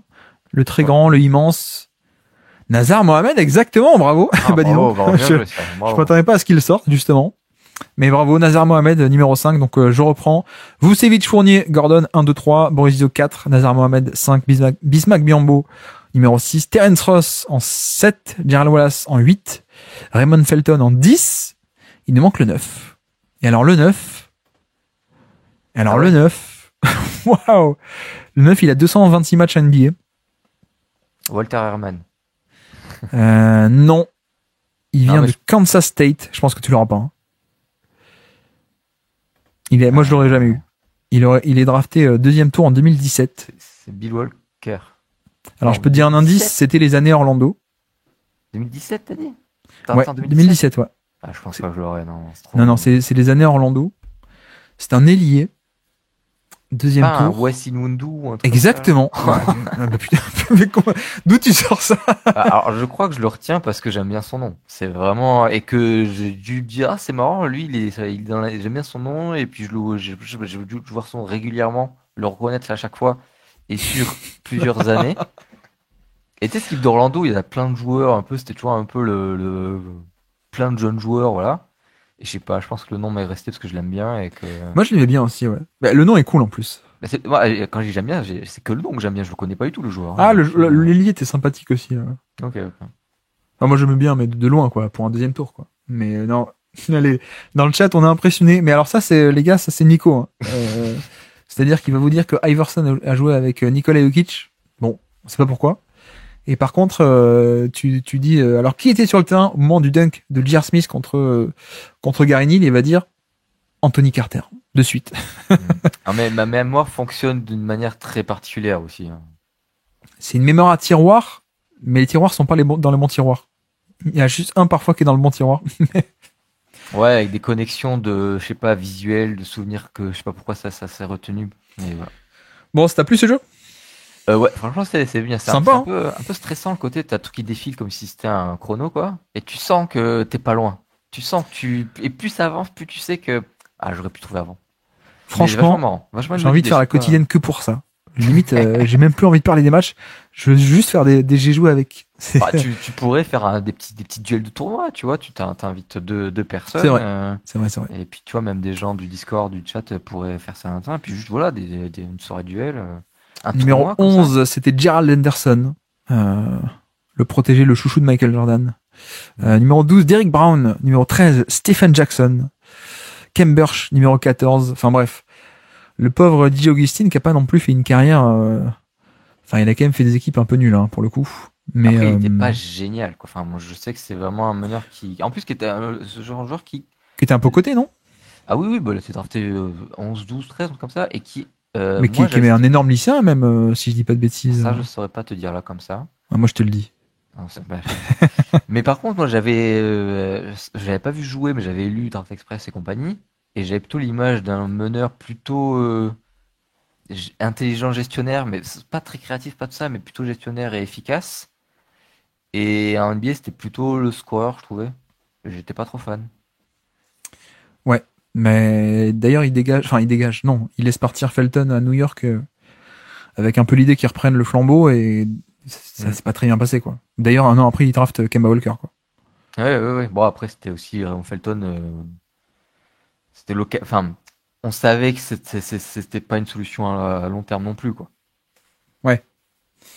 Il fait Charlotte 2008. Ouais, effectivement, il est top 10 de draft. Hein. Il fait Charlotte, il fait Indiana oui, 9e, un peu. Il est en vrai, 9e, ouais. Indiana en 2013, la première année. Toronto, Chicago. Ah oui, c'est vrai qu'il finit à Chicago l'année de Joachim Noah, là. L'année de 2014. C'est vrai qu'il finit à Chicago. Je m'en souviens maintenant. Un peu de Détroit. 2015, il fait Détroit. Et donc le fameux trade à OKC avec Kanter, avec Waiters, avec Kyle Singler et tout, là. Tiens, il fait un passage à Denver, je savais plus. Et puis après, effectivement, il fait 4-5 ans à Orlando, quoi. Effectivement. Bah ouais, ça, je l'avais pas du tout. Après, Période assez stable. Mais d'instinct, j'aurais pas dit non plus que Orlando aurait été sa période la plus. Alors c'est marrant, c'est quand même marrant d'avoir 3 mecs à égalité. Enfin, c'est littéralement 3 mecs à 256 matchs, quoi. Il n'y en a pas un à 258 et un à 254, quoi. Tu sais, il a Vucevic, Fournier et Gordon, les 3 256, pardon. Inséparables, les mecs. Ah, pour finir, tu préfères Dion Waiters ou Terry Rozier? Je pense que je préfère Rozier. Ah, je pense que je préfère Waiters. Je pense que t'as pas assez regardé Waiters. Enfin, moi j'ai un peu l'impression. Je pense que t'as arrêté de suivre Terry Rozier. Non, mais ça, par contre, effectivement, mon avis est un peu vieux. Mais j'ai quand même l'impression que Rozier, tu pouvais quand même t'en servir comme sur le terrain comme joueur un peu secondaire. Enfin, voilà, un joueur que tu mets sur le terrain et qui peut te faire du catch and shoot et un peu de défense. Là où t'es Devon Waiters, soit tu lui donnes la balle et il fait n'importe quoi, soit tu lui donnes pas la balle et il fout la merde, quoi. Mzerito qui dit non, Nico, c'est un terrain glissant. Ne parle pas des fans de Miami de Terry Rozier en ce moment. Ah, il est à Miami, là? Oui. Ah, j'avais pas suivi, tu vois. Depuis l'an dernier, ouais. Ok. Non, mais Waiters, bon, bref. Waiters, quoi, vous pouvez pas, c'est difficile de faire pire. Eh bien, on va un peu se quitter là-dessus, du coup. Enfin, pas un peu, on va complètement se quitter là-dessus, d'ailleurs. Je sais pas pourquoi je dis un peu. de se quitter sur Dion Waiters, c'est Rozier, mais c'est pas grave. Bon, désolé, hein, du coup, pour le rendez-vous manqué, mais ce n'est que partie remise, hein, pour cette draft à l'aveugle qui va être sympa, mais il faut que je m'organise un peu mieux, effectivement, et de le mettre sur un soir où il y aura pas une méga affiche. C'est de ma faute. Est-ce que tu acceptes de revenir pour nous faire ça? Bien sûr. Sous les applaudissements du chat, évidemment. Bon, bien à demain, alors. Qui est très cool, hein, d'ailleurs. Tu as un chat super sympa. Ouais, franchement, c'est Si tu les vois, génial. tu leur diras de ma part. J'aimerais bien qu'ils puissent m'entendre, là. J'espère que ça vous aura plu, ce Cleveland OKC. Moi, j'ai passé, après avoir été déprimé tout hier à cause de Jokic qui m'a privé d'un Boston Denver. J'étais très très content aujourd'hui. Mais on a senti que tu t'es régalé à analyser les petits machins. Ah ouais, mais c'était génial. Mais je pense que j'ai dit un quart de ce que j'ai noté, quoi. Mais bon, après. Bref, donc merci à tous, c'était très cool. J'espère que ça vous aura plu, ce gros focus sur OKC Cleveland. Bon, vous commencez à connaître, on a déjà fait 4. Vous savez qu'on le fera pas à chaque fois 1 heure de match par soir sur un match, mais on le fera dès qu'il y a des grosses affiches. On a de la chance, moins il y a des grosses affiches. En tout cas, merci à tous. Merci à tous dans le chat. Merci pour votre participation. Effectivement, c'est très très sympa. Je m'attendais pas, mais merci beaucoup. Merci Nico. Et on se dit à très bientôt, à la fois Nico, à la fois le chat. Bah ouais, à bientôt. Merci à toi, merci à vous tous aussi. C'était effectivement super cool. Donc oui, ce sera un oui pour un retour. I'm back. Partie remise. Merci à tous, ciao. Salut!